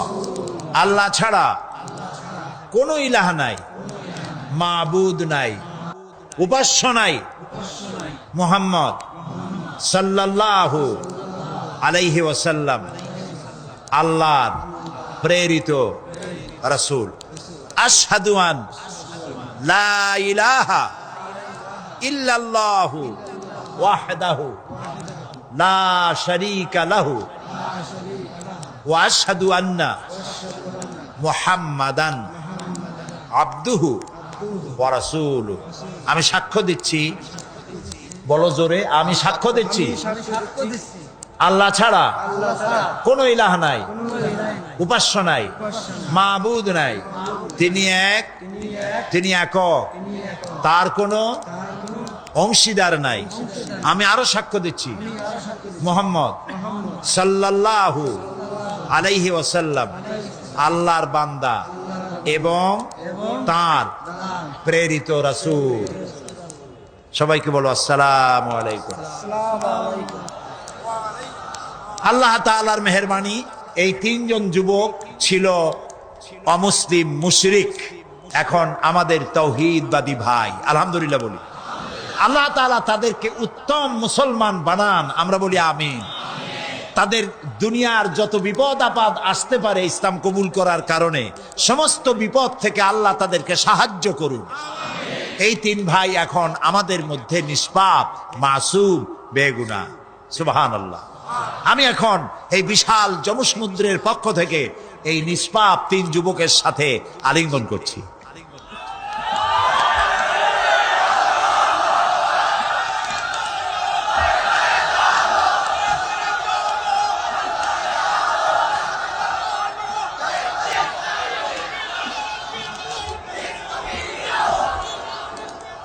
اللهم آمين. ربنا ظلمنا أنفسنا وإن لم تغفر لنا وترحمنا لنكونن من الخاسرين. ربنا لا تزغ قلوبنا بعد إذ هديتنا وهب لنا من لدنك رحمة إنك أنت الوهاب. أي الله تعالى হাজার হাজার জনতা তোমার বান্দা বান্দি দীর্ঘক্ষণ তোমার কোরআনের কথা, তোমার হাবিবের হাদিসের কথা শুনেছেন। আল্লাহ তাআলা দয়া করে মেহেরবানি করে আমাদের জিন্দেগীর গুনাহ মাফ করে দাও রব্বুল আলামিন। সারা জীবন জেনেও গুনাহ করেছি, না জেনেও করেছি, বুঝেও করেছি, না বুঝেও করেছি। আল্লাহ তাআলা বিনীতভাবে তোমার কাছে ক্ষমা চাই, দয়া করে আমাদের জিন্দেগীর গুনাহ মাফ করে দাও। হায় আল্লাহ তাআলা, আমাদের মা বাপ যাদের দুনিয়া থেকে বিদায় হয়ে গেল, কবরগুলিকে জান্নাতের টুকরা বানায়া দাও। রব্বির হামহুমা কামা রব্বায়ানি সগীরা। সবাই পড়েন, রব্বির হামহুমা কামা রব্বায়ানি সগীরা। আয় আল্লাহ তাআলা, আমাদের মা বাপ যাদের বেঁচে আছে সুস্থ রাখো, ভালো রাখো। আল্লাহ তাআলা তাদেরকে আরজালিল উমর থেকে রক্ষা করো, ইমানের সাথে তোমার দরবারে সুস্থ অবস্থায় উঠায় নিও রব্বুল আলামিন। আয় আল্লাহ তাআলা, সারা পৃথিবীতে মুসলমানেরা যত জায়গায় বিপদগ্রস্ত, মুসলমানদের তুমি হামি ও নাসির হয়ে যাও। আল্লাহ তাআলা, কোরআন থেকে যে কথা বললাম, যা আমরা শুনলাম, আমাদের আমল করার তৌফিক দান করে দাও। আমাদের নামাজি বানাও, দিনদার বানাও, পরেজগার বানাও। আল্লাহ তাআলা, আমাদের স্ত্রী পুত্র পরিজন, ভাই বোন, বন্ধু বান্ধব যা তুমি দিয়েছ, সবগুলিকে দিনদার ইমানদার বানায়া দাও। আয় আল্লাহ, লোকেরা বড় আশা করে মাহফিলে আসে, আল্লাহ তাআলা কাউকে তুমি বঞ্চিত করে ফেরত দিও না মাবুদ। আল্লাহ তাআলা, মা বোনেরা কত কষ্ট করে আসেন প্রত্যেক দিন। আল্লাহ তাআলা, মা বোনদের প্রতি তুমি রহম করো, তাদের প্রতি ইহসান করো, তাদের গুনাহ খাতা মাফ করো, নিসন্তানীকে সন্তান দিয়ে দাও। আল্লাহ তাআলা, এই মাহফিল লক্ষ লক্ষ টাকা, বহু টাকা দিয়ে আয়োজন করা হয়, তুমি জানো। আল্লাহ তাআলা, সমাজ কল্যাণকে তুমি কখনো ঋণী করনি। আল্লাহ, তুমি দয়া করে এবারেও ঋণী রাখো না। আল্লাহ তাআলা, তোমার কুদরতি কায়দা দিয়ে, নিজাম দিয়ে আল্লাহ তুমি দয়া করে অভাব পূরণ করে দাও। তোমার বান্দা বান্দীদের কলিজাকে উজাড় করে উন্মুক্ত হস্তেদেরকে সাহায্য করার তৌফিক দিয়ে দাও।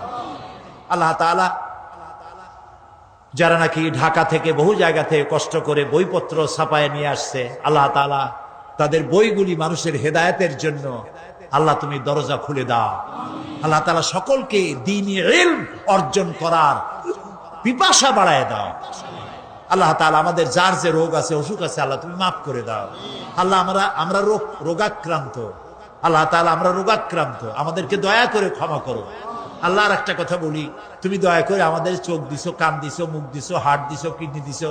আল্লাহ, তুমি আমাদের যত নিয়ামত জন্মসূত্রে দিছো, জন্মের সূত্রে যা আমরা পেয়েছি তোমার কাছ থেকে, মৃত্যুর আগে এর একটা নিয়ামতও আমাদের কাছ থেকে তুমি ছিনাই নিও না মাবুদ। আল্লাহুম্মা আফিনি ফি বাদানি, আল্লাহুম্মা আফিনা ফি সামি, আল্লাহুম্মা আফিনা ফি বাসারি, লা ইলাহা ইল্লা আনতা। ربنا تقبل منا إنك أنت السميع العليم وتب علينا إنك أنت التواب الرحيم.